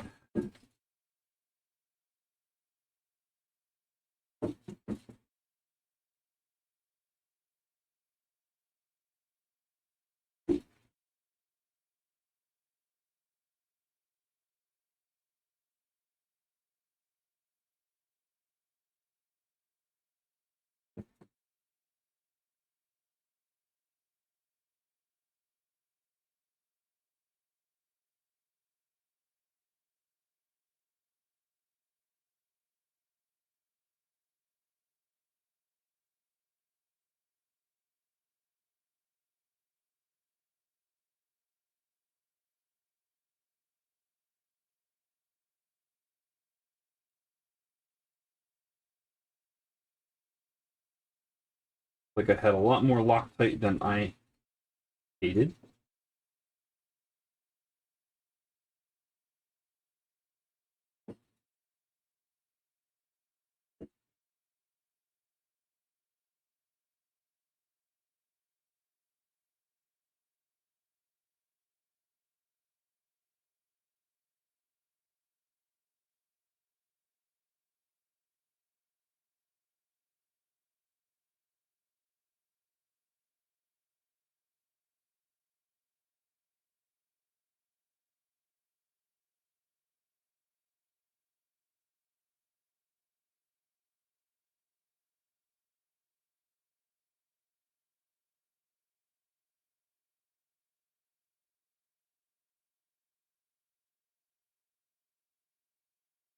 The gap in these extrusions is really difficult to get into.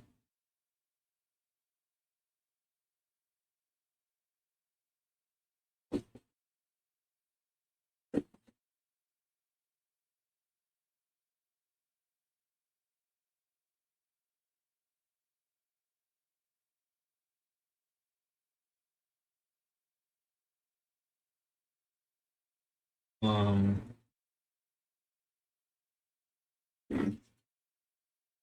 hmm. Thought I had a cleaning toothbrush. That would have been good, but don't. That's okay. Nobody's ever really gonna look and see that. Maybe. Dang it.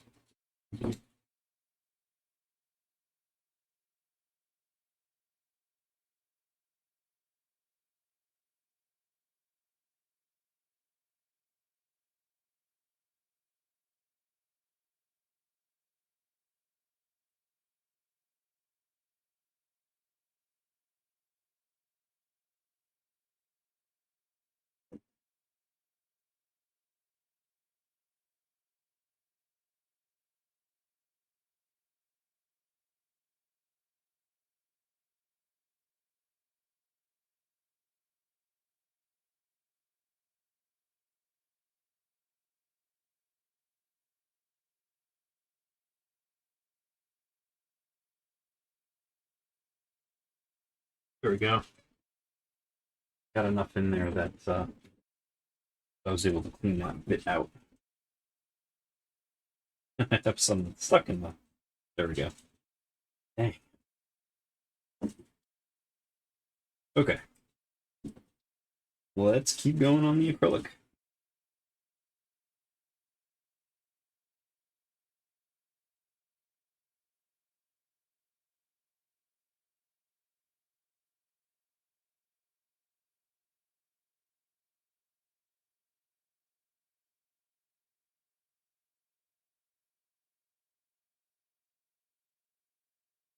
Oop, sorry about that.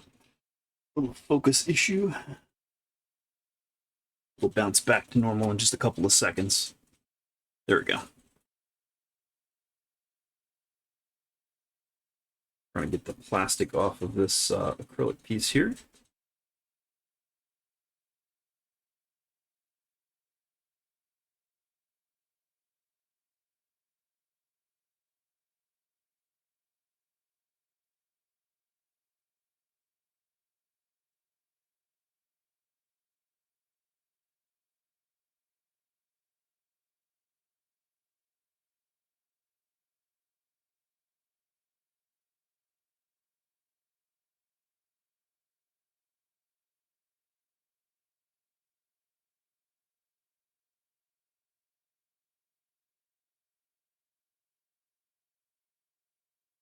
Okay, there's that.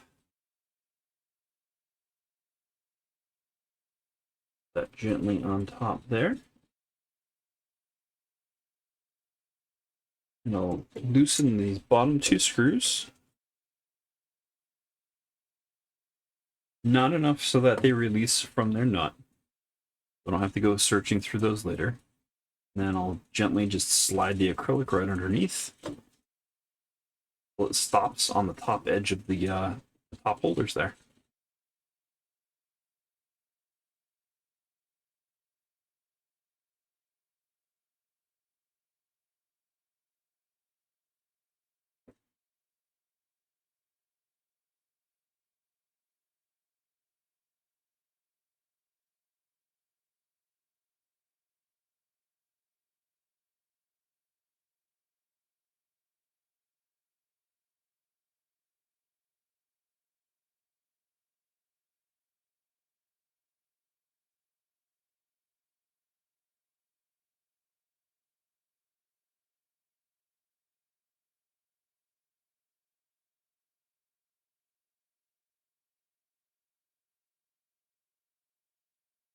Go.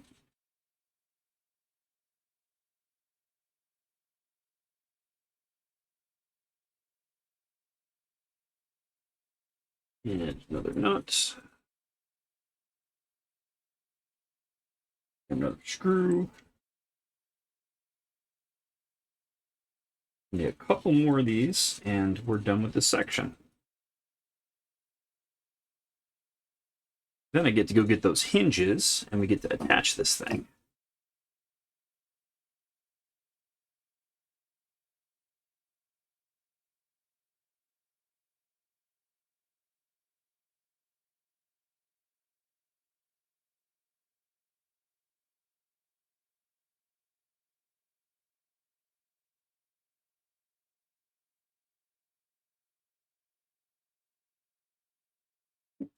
Also, for what it's worth, when these pieces are down finally, the acrylic is a couple of millimeters away from the table, and it's sitting on the flat parts of the exposed plastic pieces.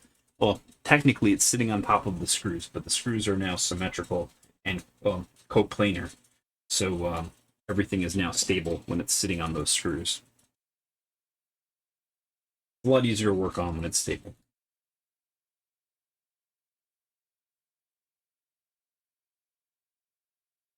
Okay. Nut, screw.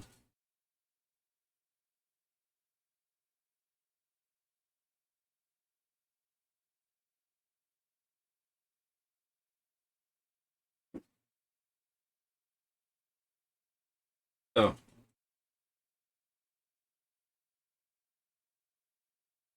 You know, it helps if I actually insert the panel, isn't it?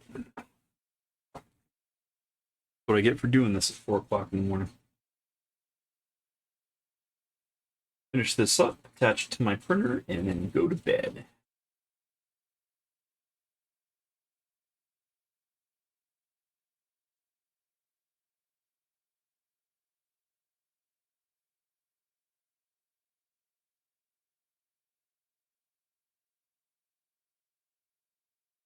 All right. Just gonna loosen these top 2 screws, or bottom 2 screws, I should say. Loose and loose. Then already got some cat hair on this, and I just undid it. That's in. Tighten these down.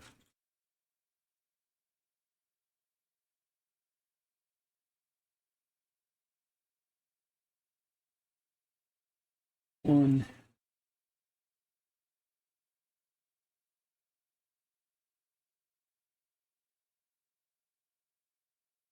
Two.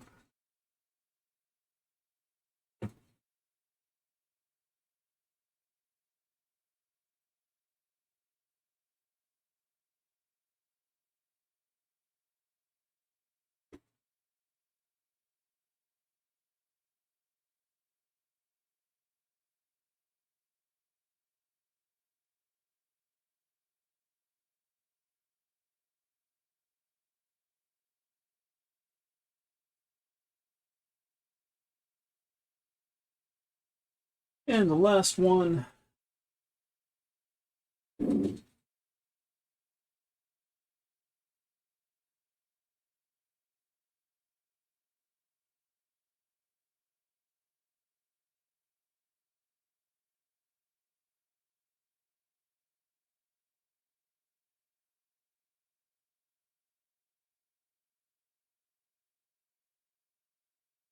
Oh, nope, there's still one more set. Dang it. Wait. I'm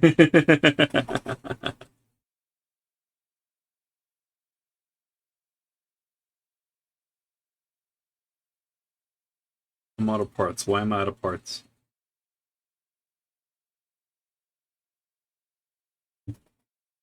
I have 2 more of those.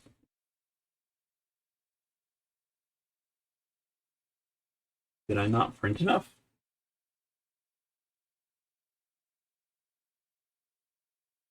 One, two, three, 4, 5, 6.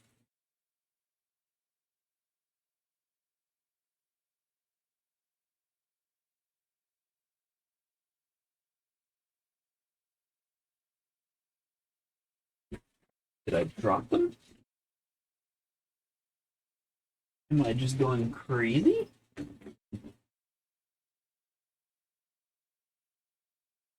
Crazy is certainly possible. Thought I had all the parts I needed.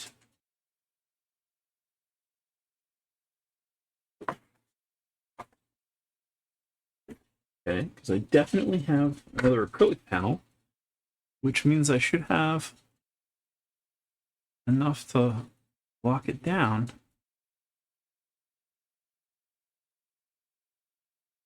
Oh, okay. So going back to the manual, they did not do this very well. So the top hat hinges are what lock down the back. So the front was really important, but I didn't see what happened around the back. Okay. So this isn't a total problem. It just means that I need to put the ones that I have on the front on the... Oh. No, I'm wrong. Okay. Everything is totally fine, and the hinges go here. I just need to grab those off the printer, and that should be all set. So excuse me for a few seconds. I will run and grab those, and I'll be right back.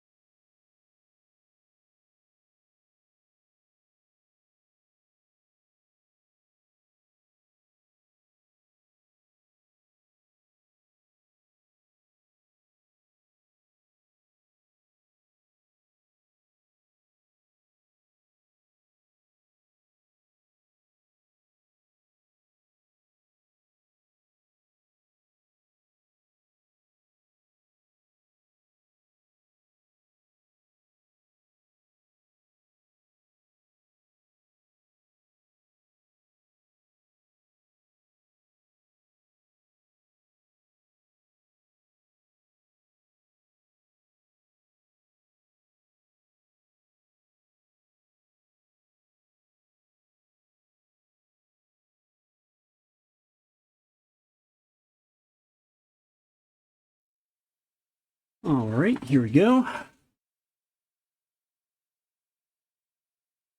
So these are the hinges that I printed the top of the show. And these for the back side of the top hat, and these are for the printer itself.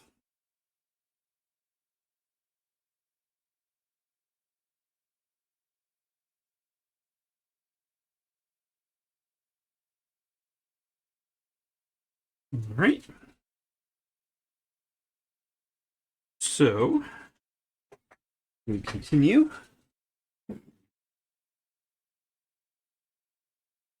With two more. Oh.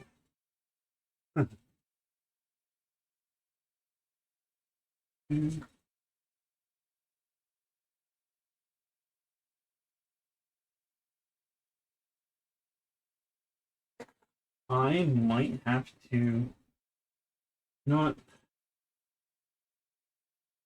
I'm gonna switch this up. I'm gonna go with M3 nuts instead of M3 square nuts.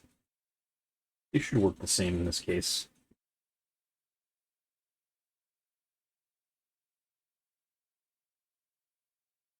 I've used square nuts everywhere on this printer,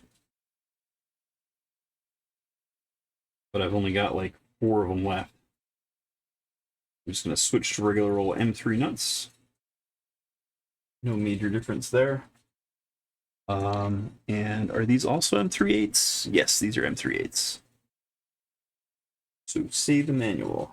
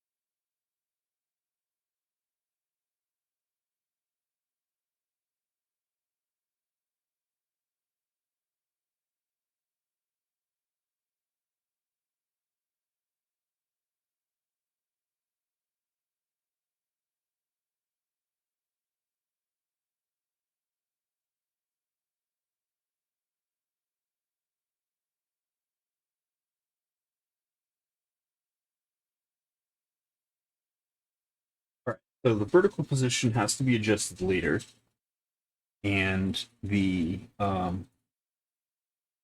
these are mirrored, so the screw parts go on the outside. So I did install that correctly. A couple more X nuts instead of square nuts.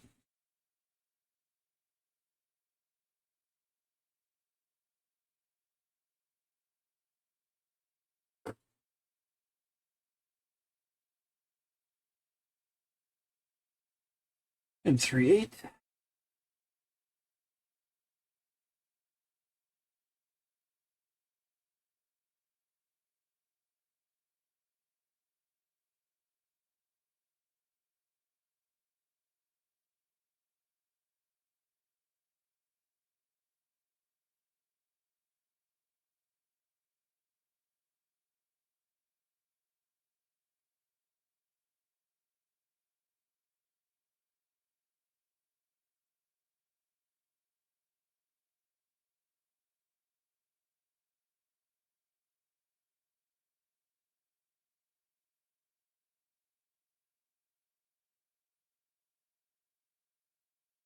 Okay.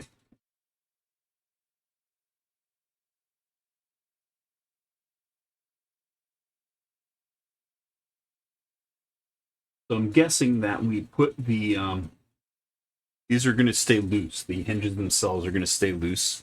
Then we'll put them together and then lock them down.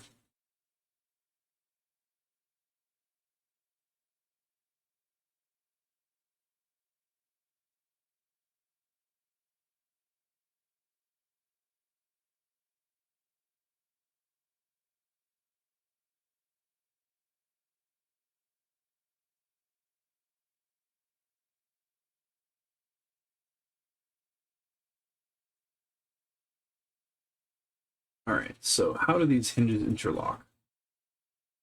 So I'm here just staring at the manual. Sorry about that. Whoop, that's not what I wanted. Bu- bu- bu- bu.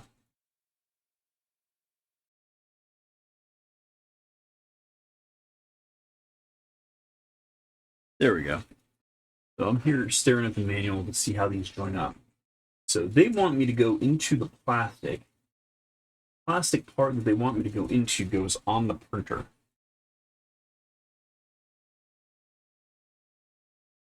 So that would be these parts. I don't like the design of going into the plastic.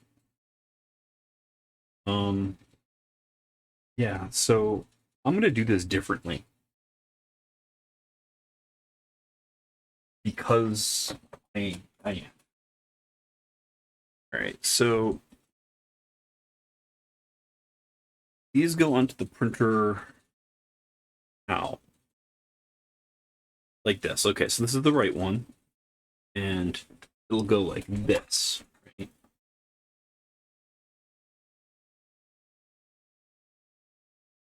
Yeah. So I'm gonna take this, ream this out just a little bit.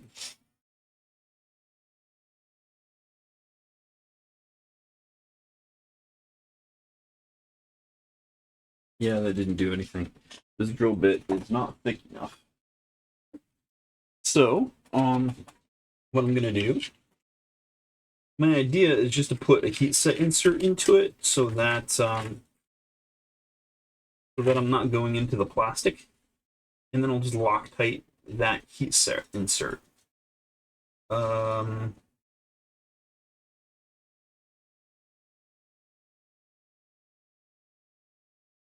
there we go. Nope, I've got a round one. That's a rectangular one. That is my round file. Nice thing to have around. This is part of a toolkit that West 3D has. And here I'm just going to insert and spin.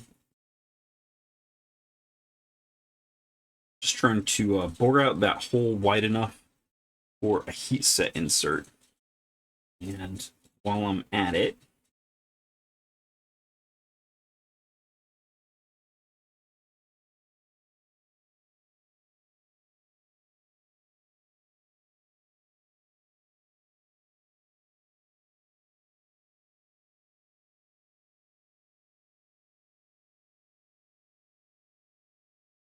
just take a look at a heat set insert.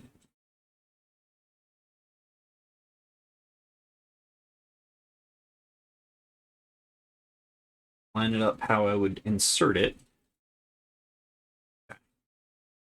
just to see how much I need to trim down in order to get that to fit good.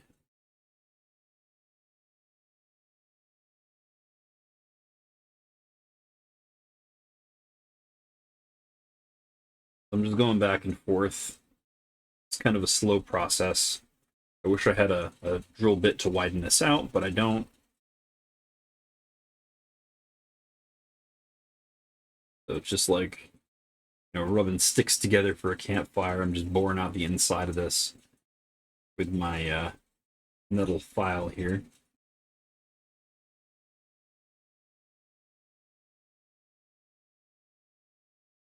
Switch hands, because that one's cramping up. Actually, I'm just going to chuck this up.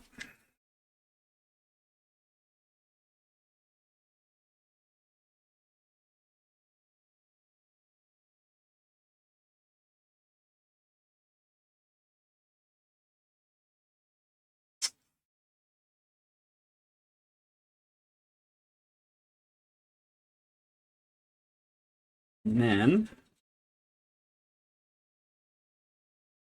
hold it in my drill.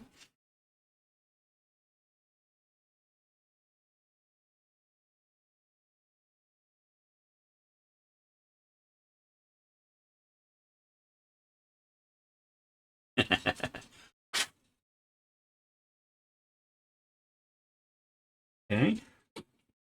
And I'll grab my heat set insert. See if that goes in there.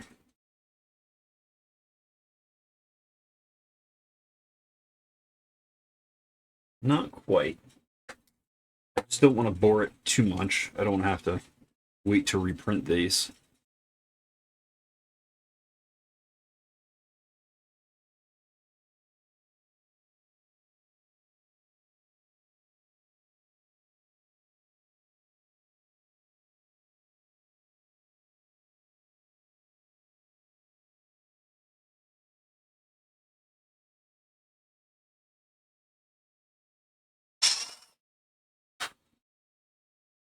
I think that should do it.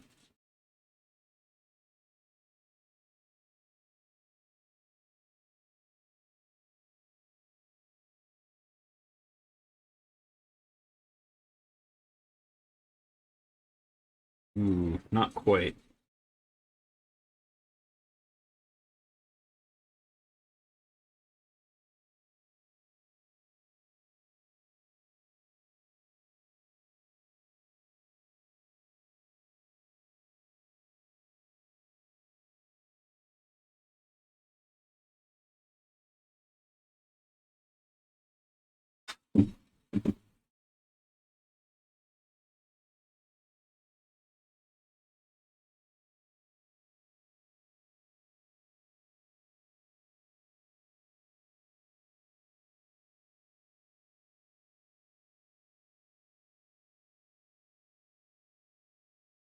Well,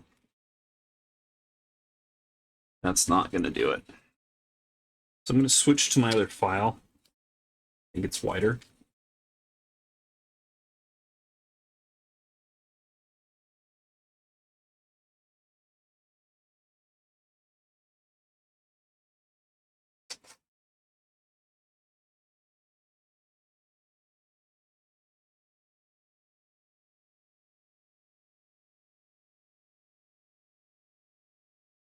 Yep, it's wider.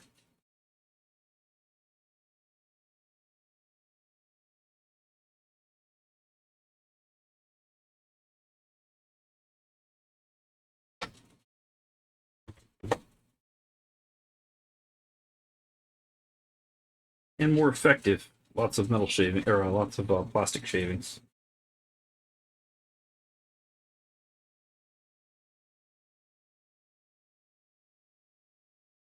Okay, that is just right.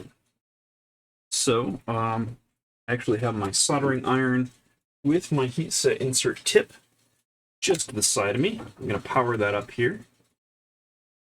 I'm not going to move it, and you won't see me do it, and I apologize for that, but you've seen me install a whole bunch of heat set inserts if you've been hanging out here before, and it won't be the last time.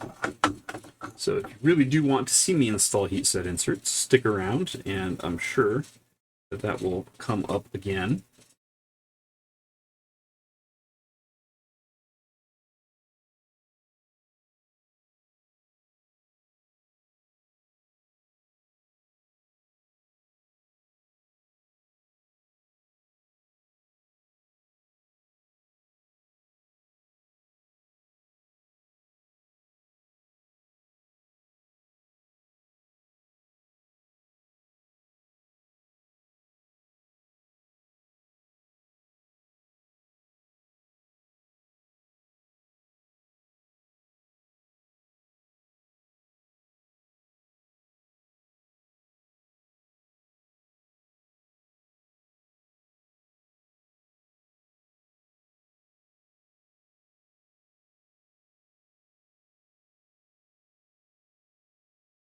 All right, so there's the heat set insert in one. Now I've just got to do the same thing to the other one. It's right here.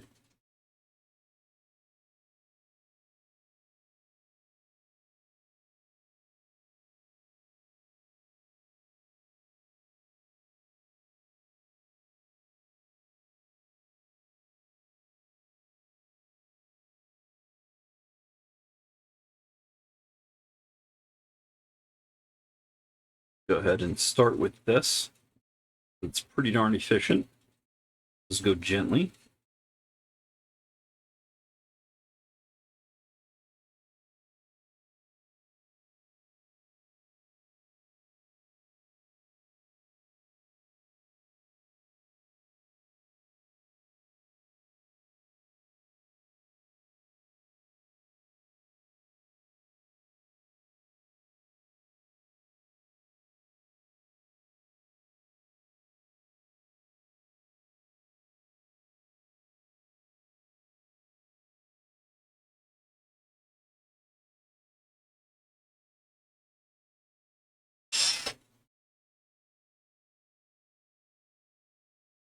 Check that hole size.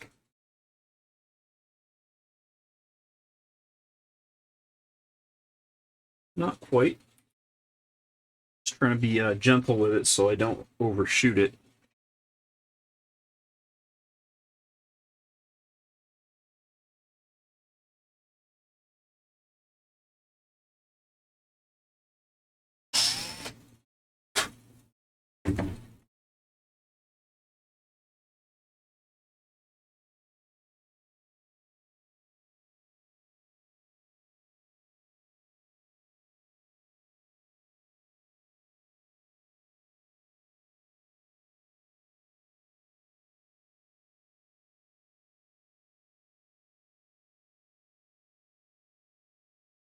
Right. Once again, turn on my soldering iron here.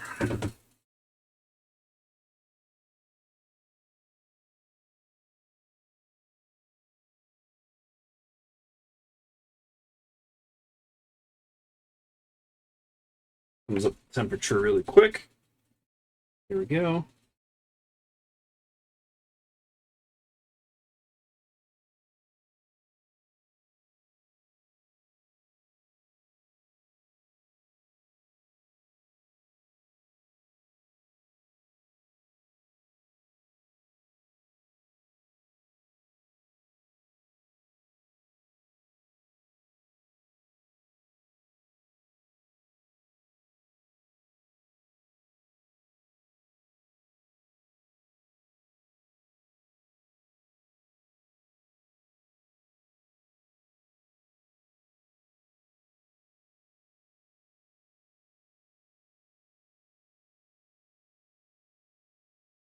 Here we go. So, 2 parts with heat set inserts.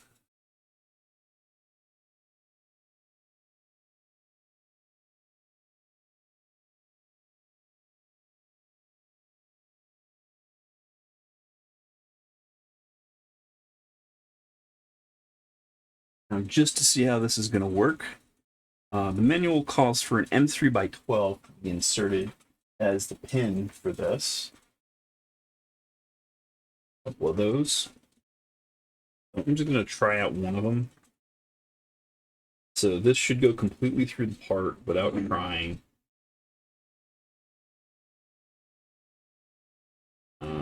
Tolerances are a little tight, but that's fine.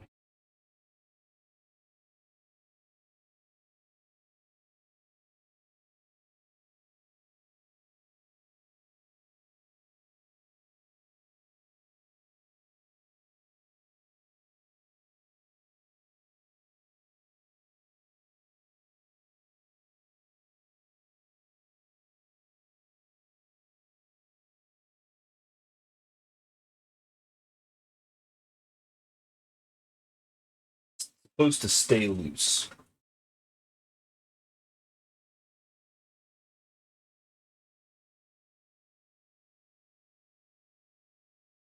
That doesn't feel correct.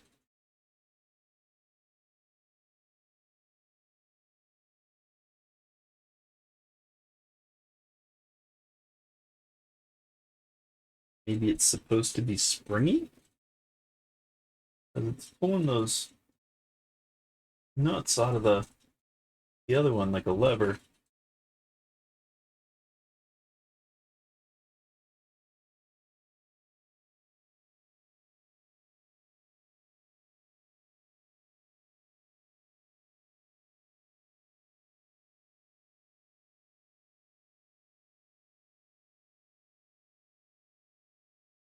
Or maybe I did this backwards.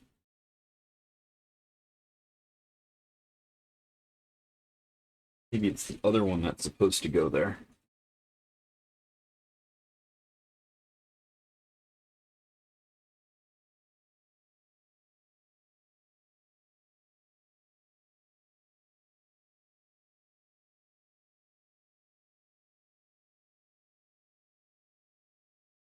Whoa.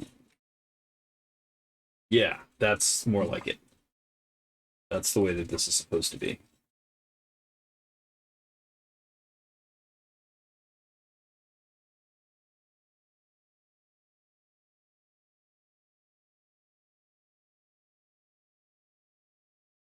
Yep. There we go. And that screw is going to work its way out of there. That's totally fine. I'll use a bit of Loctite. I also feel like M312 is too long.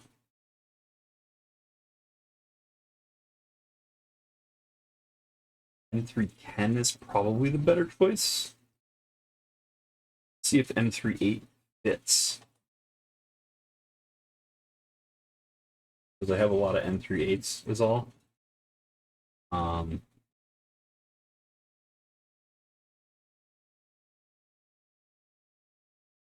Yeah, M38 fits fine.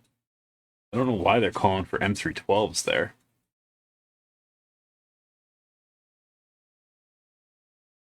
Yeah, that seems not right.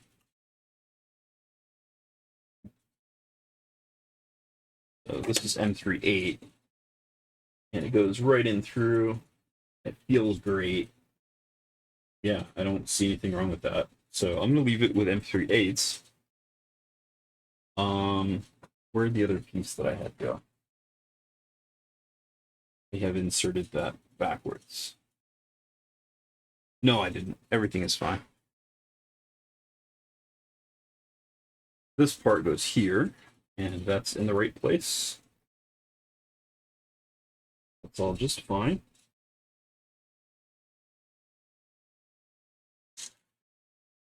So I'm going to shove another M38 through here.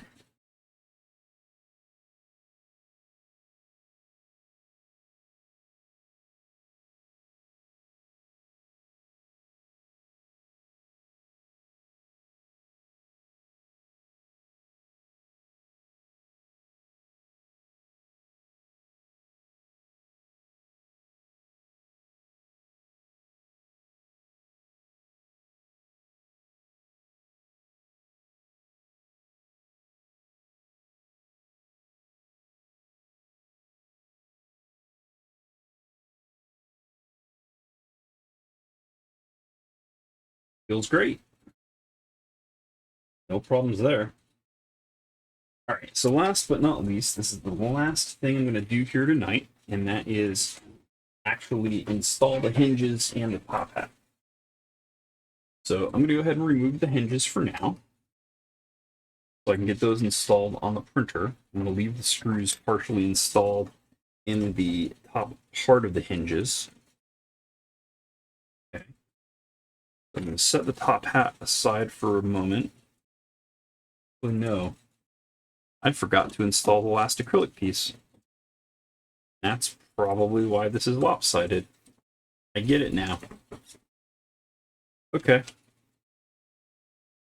So I need that last acrylic piece, which I set down somewhere like an idiot.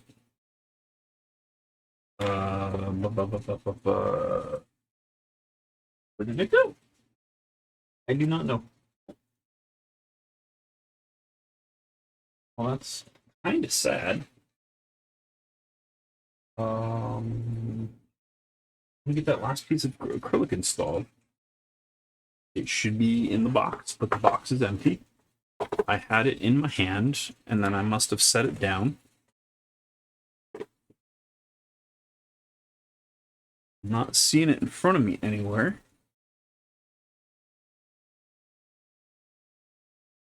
I don't think I even peeled it yet.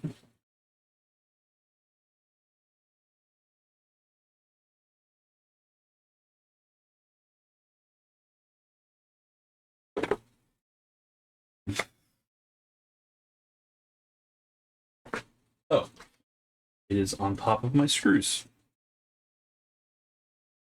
So let's get this peeled and installed. Don't even need more screws for this. I just need to unscrew the ones that are there. Okay. One side undone. And there's the other side here.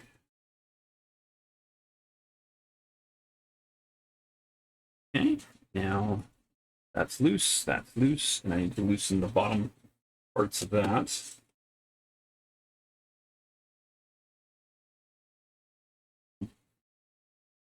Okay.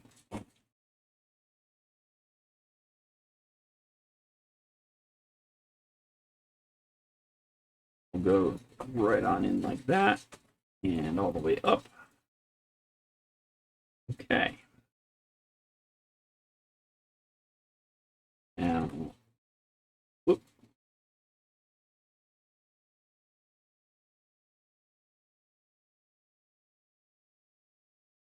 Lock down. Oops. Lock down. Again, these two are going to be loose until I get the hinge installed, and then I can set the final location.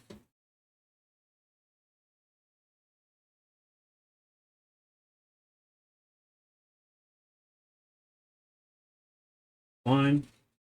All right, so now we can set this assembly aside. Grab the printer.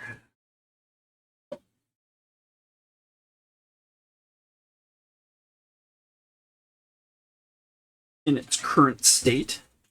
So this is the Voron Zero that we've been working on so far.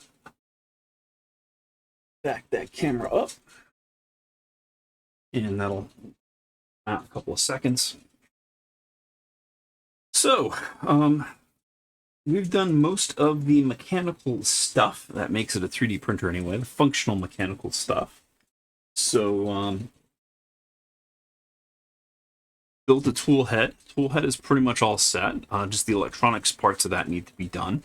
XY is all fully functional, so we can basically move this around. Belts are routed, motors are in place. We've got Z done. The Z motor is in place along with its lead screw. We've got the Z end stop down below. We've got all of our rails installed. We've got skirts. Skirts are actually part of the last steps, but I wanted to print special skirts and I wanted to install them quickly. I also modified the feet. These are custom wide feet to keep this thing from rocking and rolling when I'm printing at high speeds. I'm hoping that will help a little bit. Yeah, let's go ahead and get this top hat installed. Do that, we switch this around so we're staring at the back side.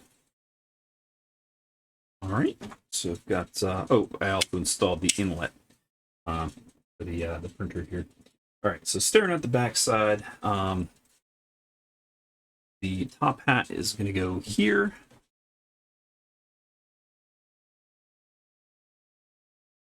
And oh, that's what these screws are for. Okay. Cool. So in that case, to avoid fighting gravity again with these roll-in nuts, I'm going to set this on its face, like so. Nice and gentle. And I'm going to unscrew. Oh, there are 3 here. Okay, that's fine. So I don't need to unscrew. What I do need is this, this,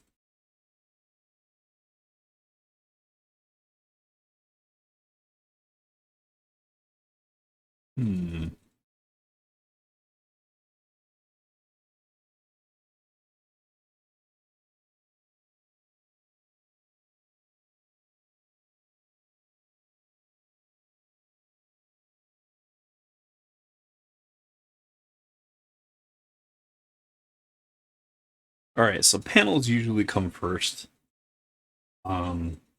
There's a rear acrylic piece that goes here that I'm not going to be installing right now. So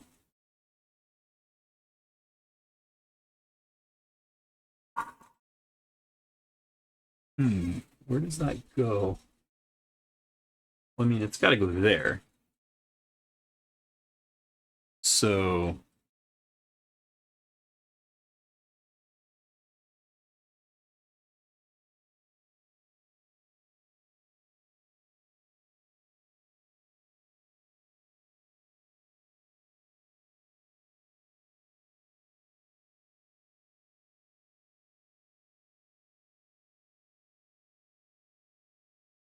like this, but it's got to go up here.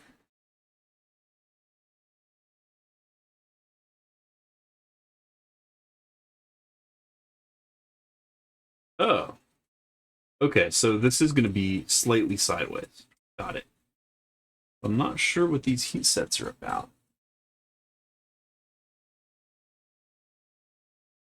Does it go up here? I bet it goes up here. That makes the most amount of sense.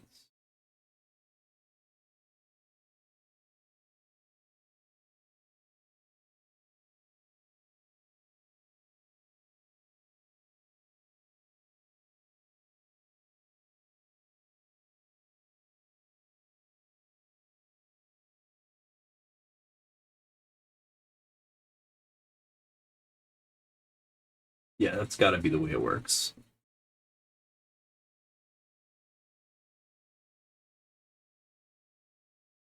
All right. So you go there.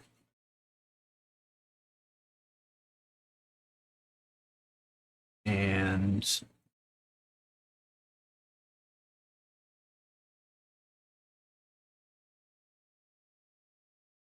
yeah, it's just got to be normal and 3/8 all the way around.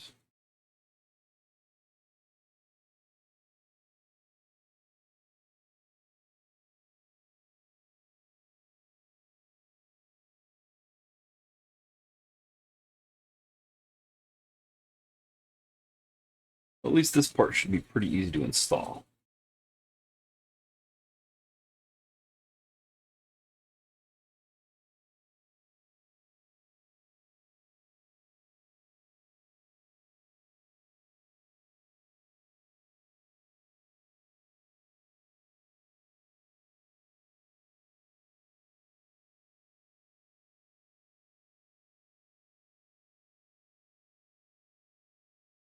Oh, that goes in. So these are wrong sides. This side's right.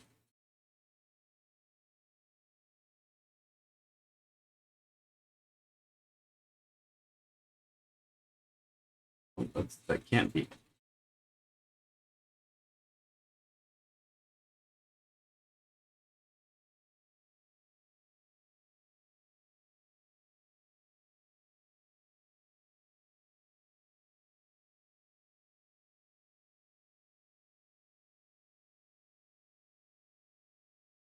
Gotta be here.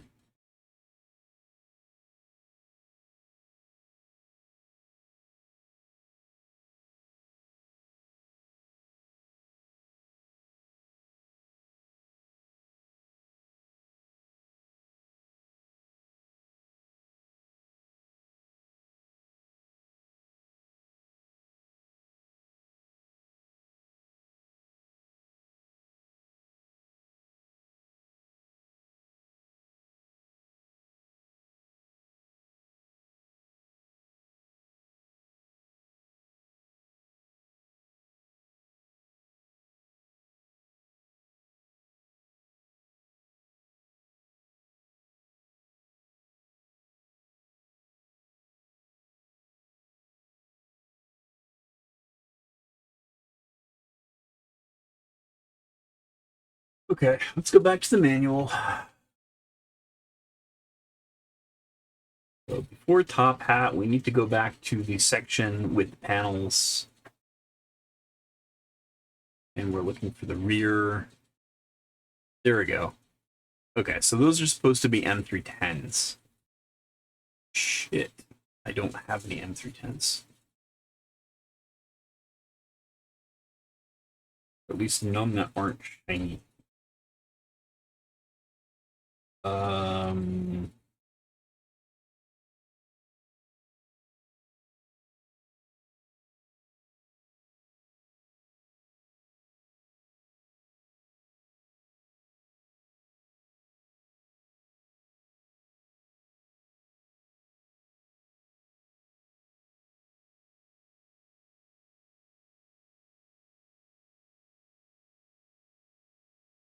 They have to be M310s in order to make purchase with the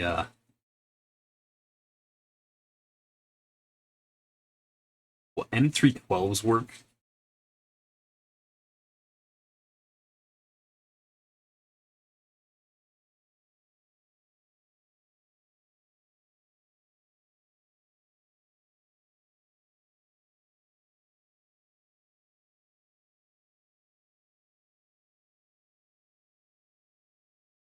So I need at least two M3 yeah, at least two M310s. Let's try M312.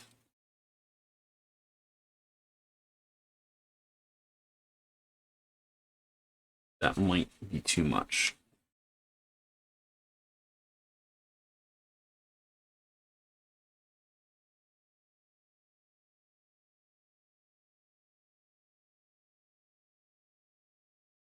Ooh. Okay, M312 work. Now let's loosen that so I can move it. And M312 is fine in the upper one because that just goes into a heat set. Just gotta locate that.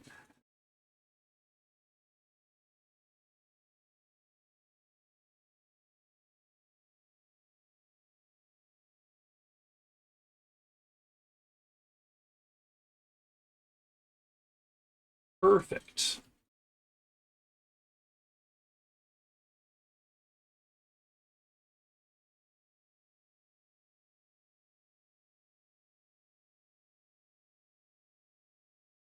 Yeah, and that's going nowhere.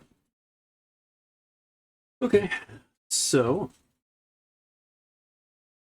sorry about that. So I just tried out M312s here and here, and those seem to work just fine. So now on the other side,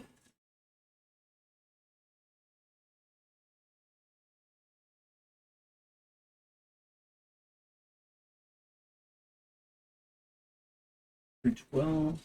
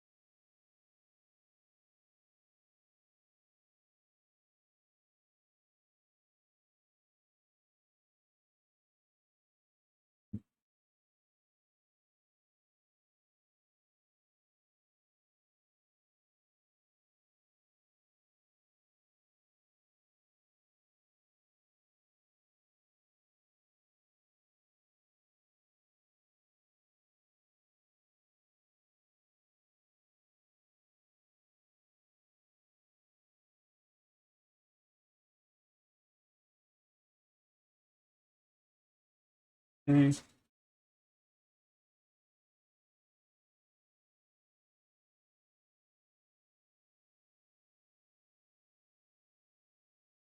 And then one more M312, which I'm running low on.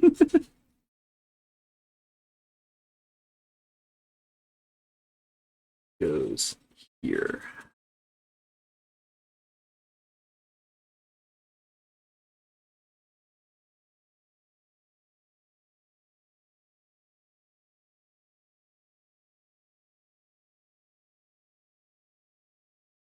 Okay. And there will be a piece of acrylic here to cover that back part eventually.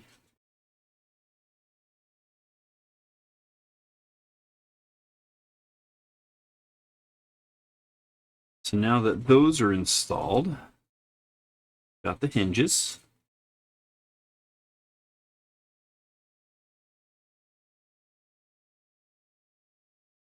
Just want to clean out that hole just a little bit.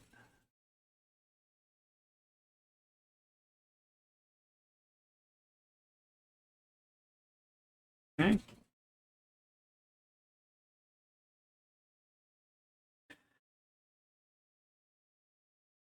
And we grab the top hat.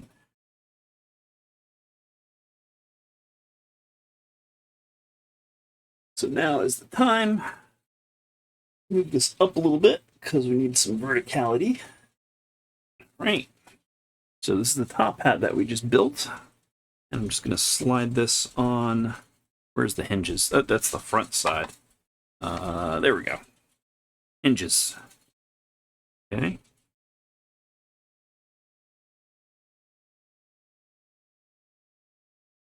Slide that in. That makes sense. Let's work these screws back on the hinges just a little bit. Kind of threaded in plastic here.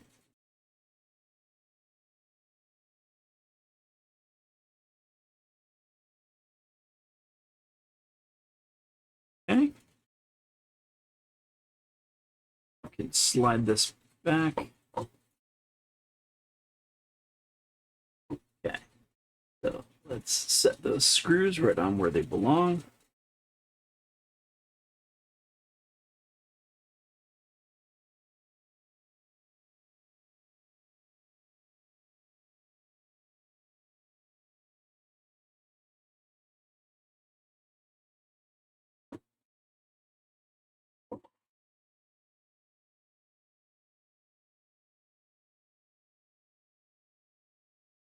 Oh, I'm doing this wrong. For that, we have to open up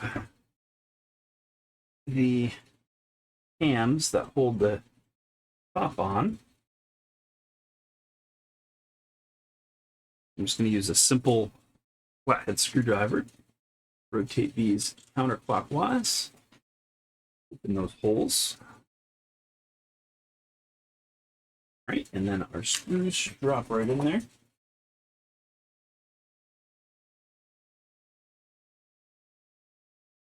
Front part.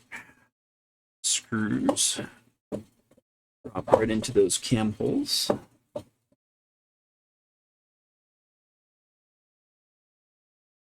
Okay, good. We don't need to tighten anything there. Let's just turn this back. Get at the back side of this again.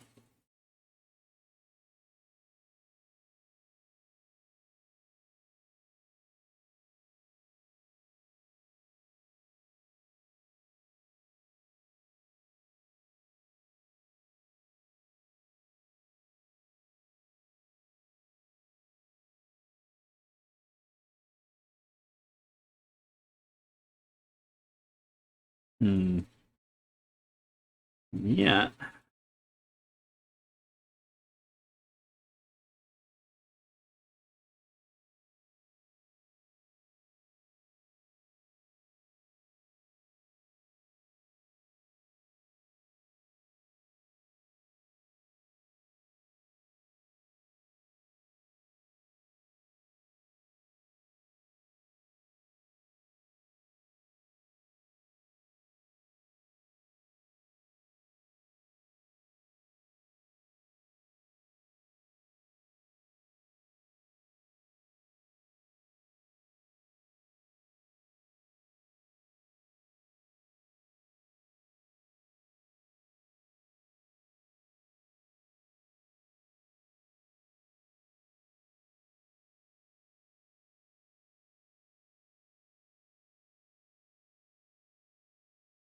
So I'm gonna open these up just a little bit.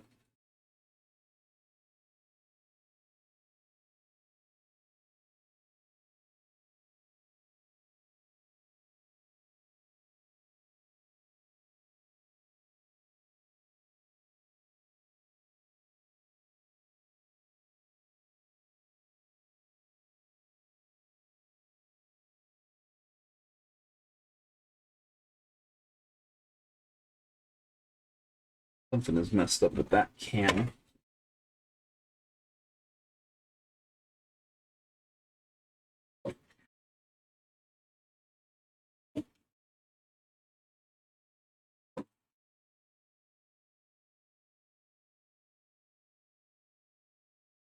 Okay, there we go.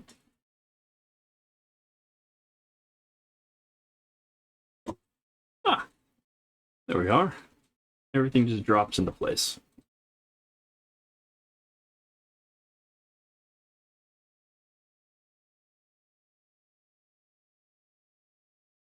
That cam still isn't secured.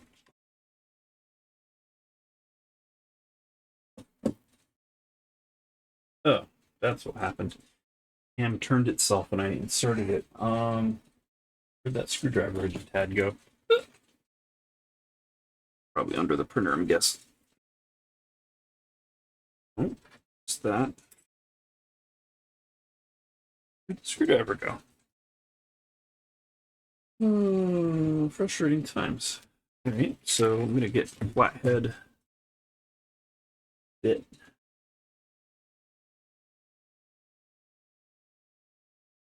Okay.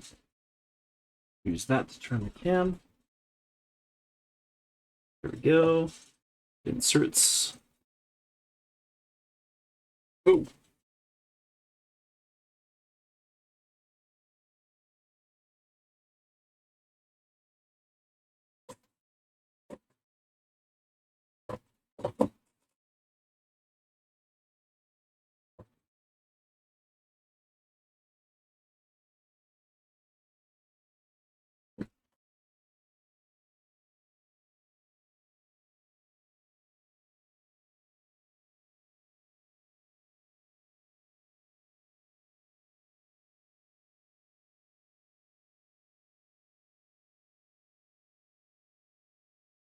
Why aren't these cams turning? Oh, there we go.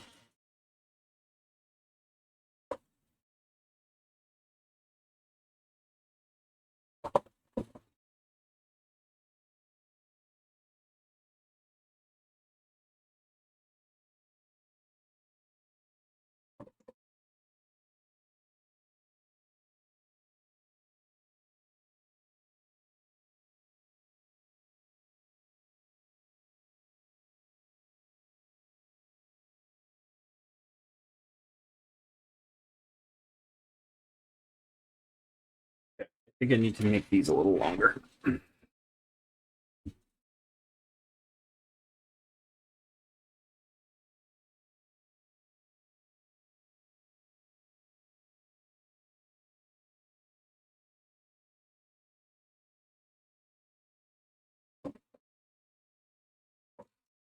Yeah, these need to be longer.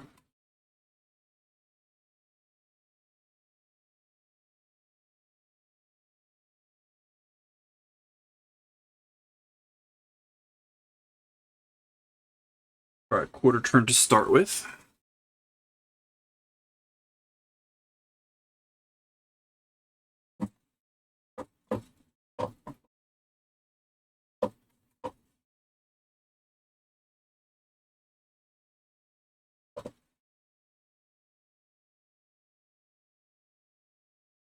Nope.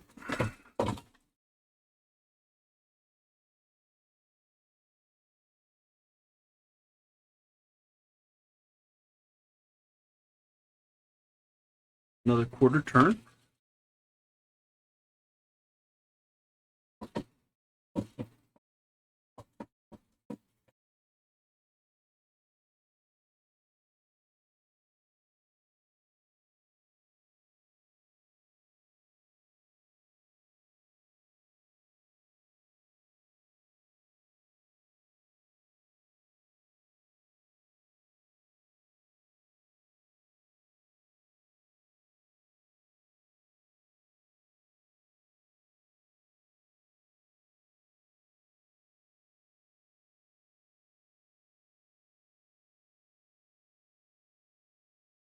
Nope. A little more.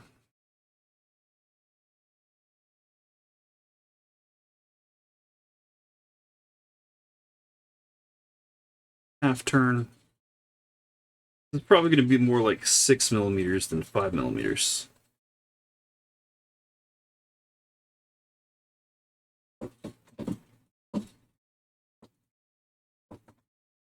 Cams are just being a little finicky.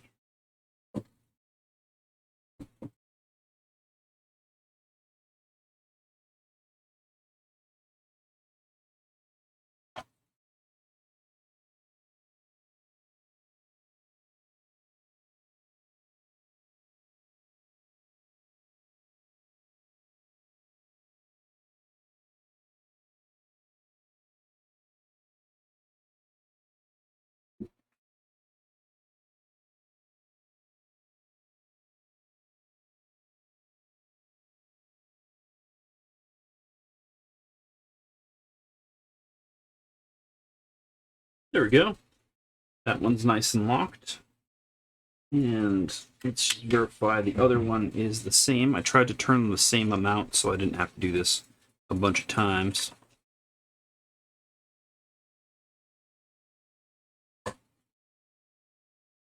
Nope. Might have to print new cams.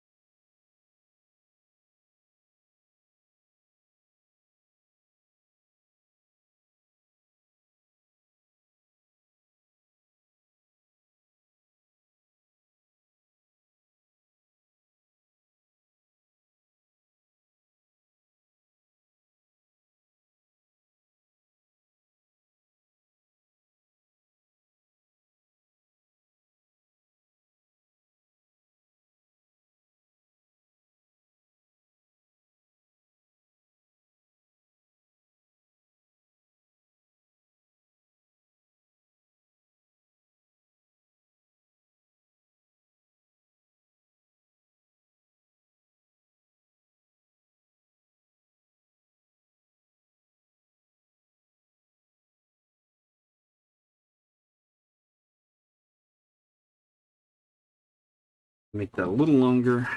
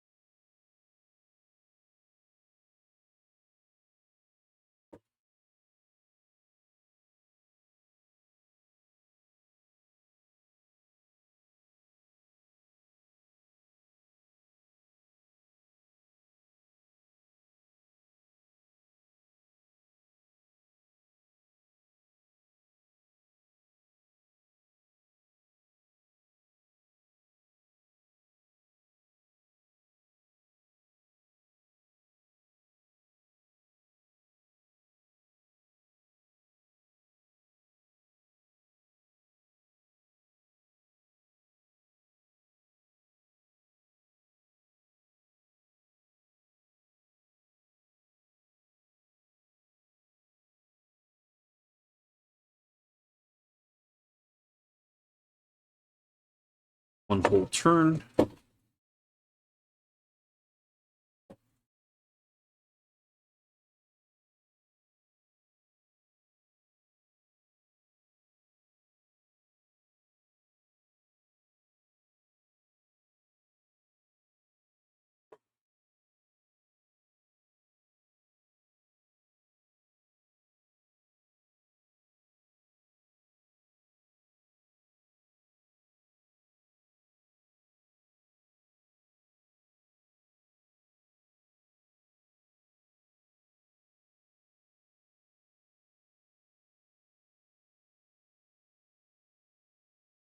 That's probably too far.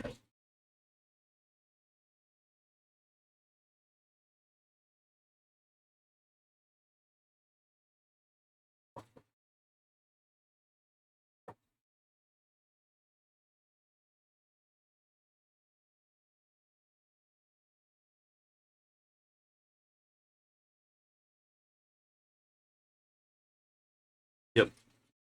Just a little too far. Oop.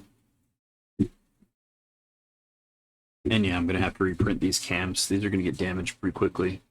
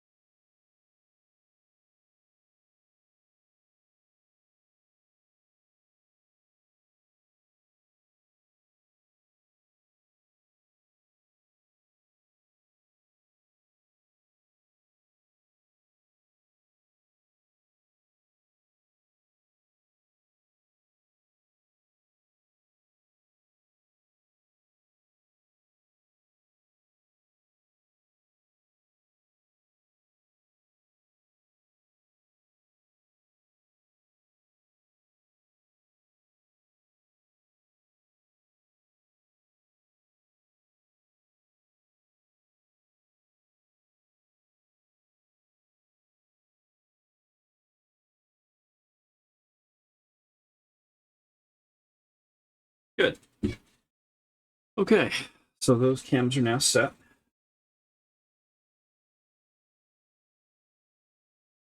Actually, still a little too long.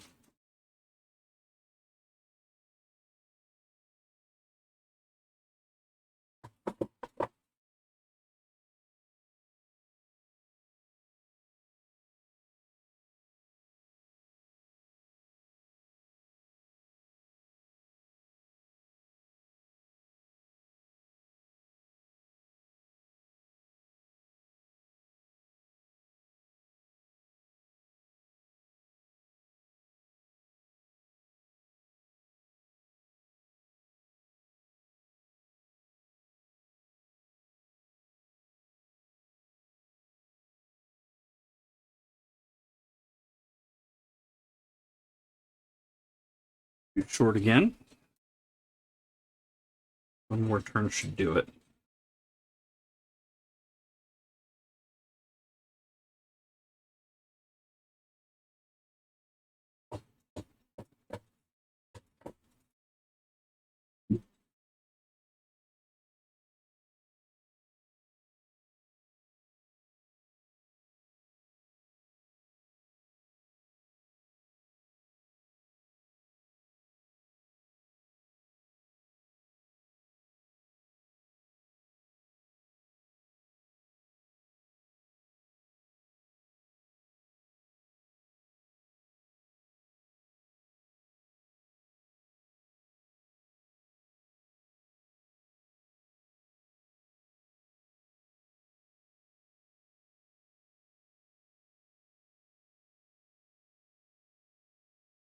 Perfect. And still perfect. Okay, great. Now we can set the spacing for the hinges.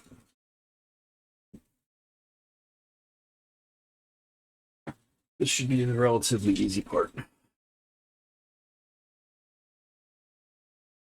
Okay.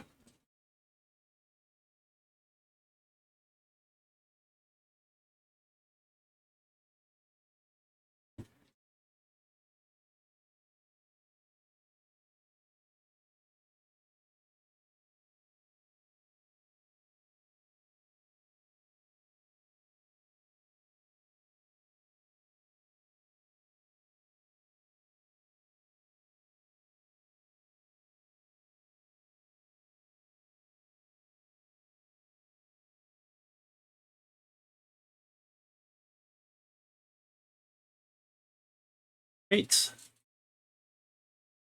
So now we should be able to just line them up, lock them in place.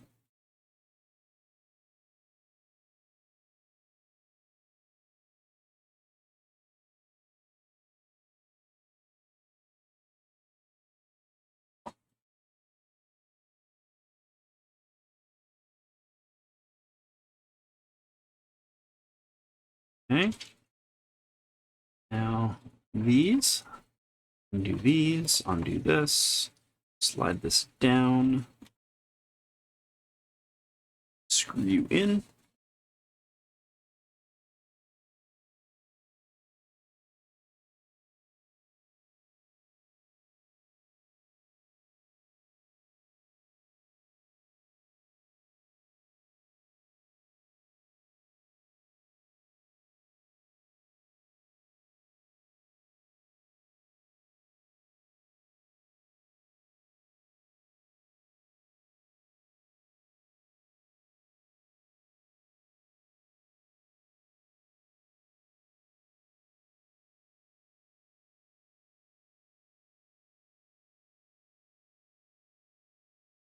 Everybody's all snugged up.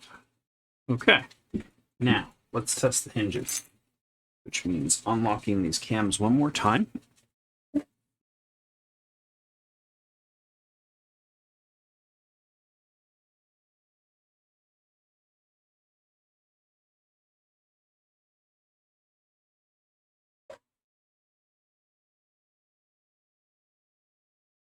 Okay, cams are unlocked.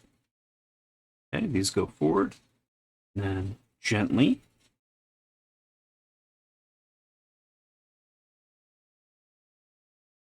Then there's a stop right there. And we have our top hat. So that is complete and installed. And the stops work. And it goes down and it goes into the cams. And then the cams can lock, turn, and turn. I will be reprinting at the very least this left cam if I don't have a spare. It's all locked in. Hinge top hat. Done. And now my V0 looks positively dapper.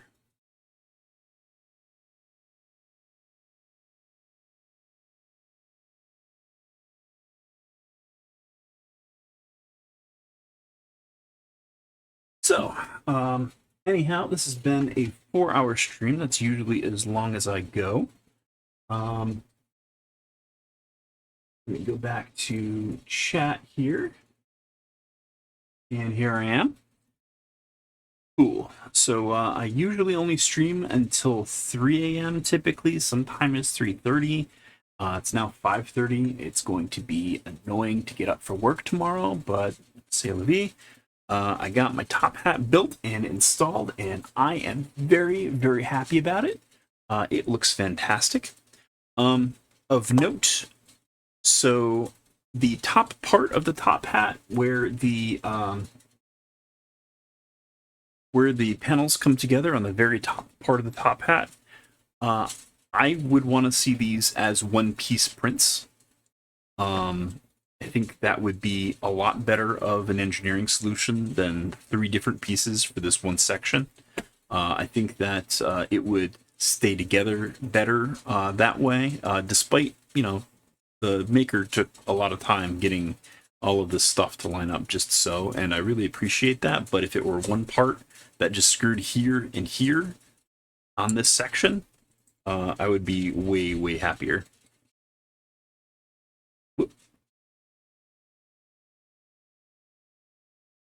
And I didn't lock down one of my screws.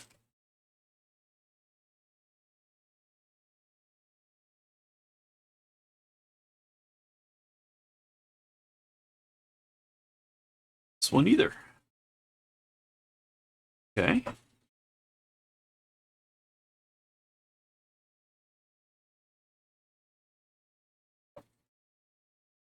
Also, I really look forward to when I will be able to get the rest of the panels installed.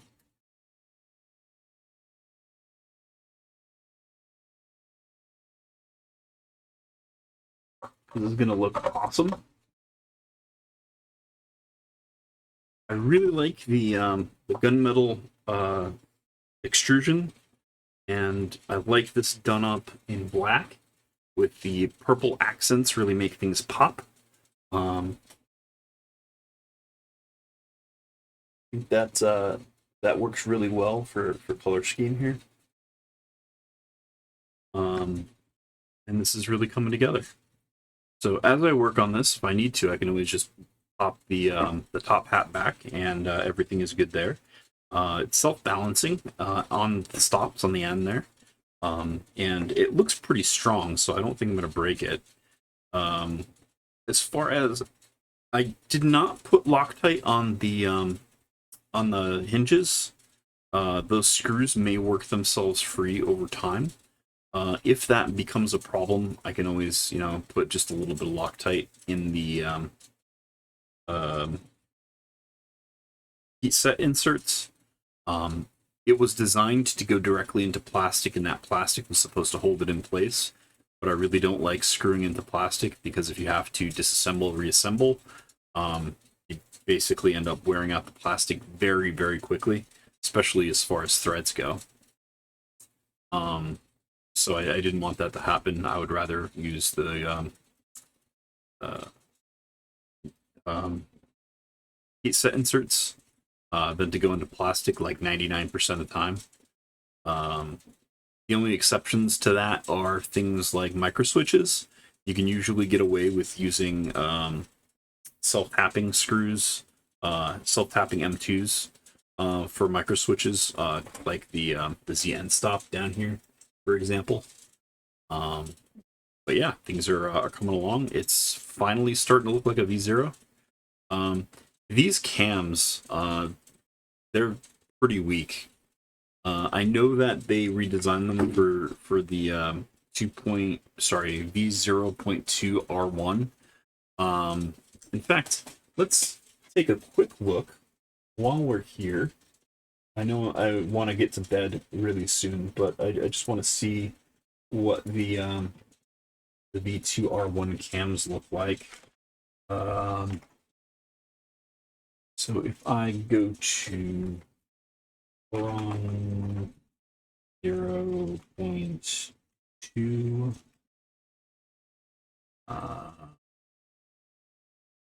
the Boron Design GitHub, go to STLs. I'm gonna go to tophat, I think. No.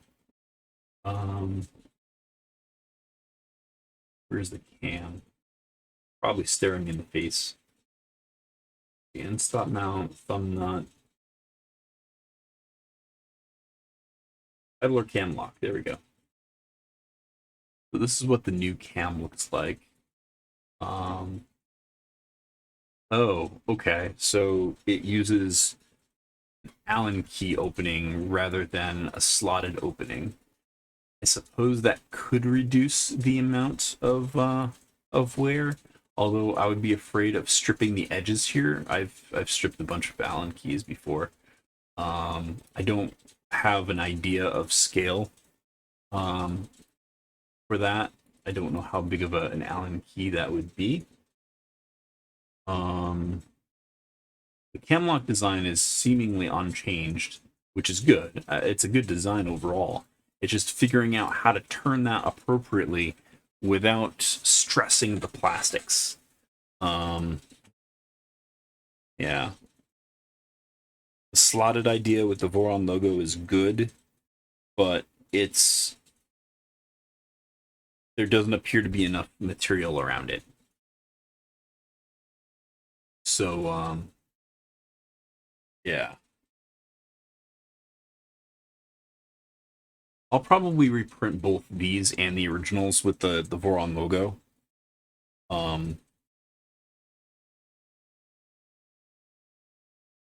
If I work myself through another set of these, then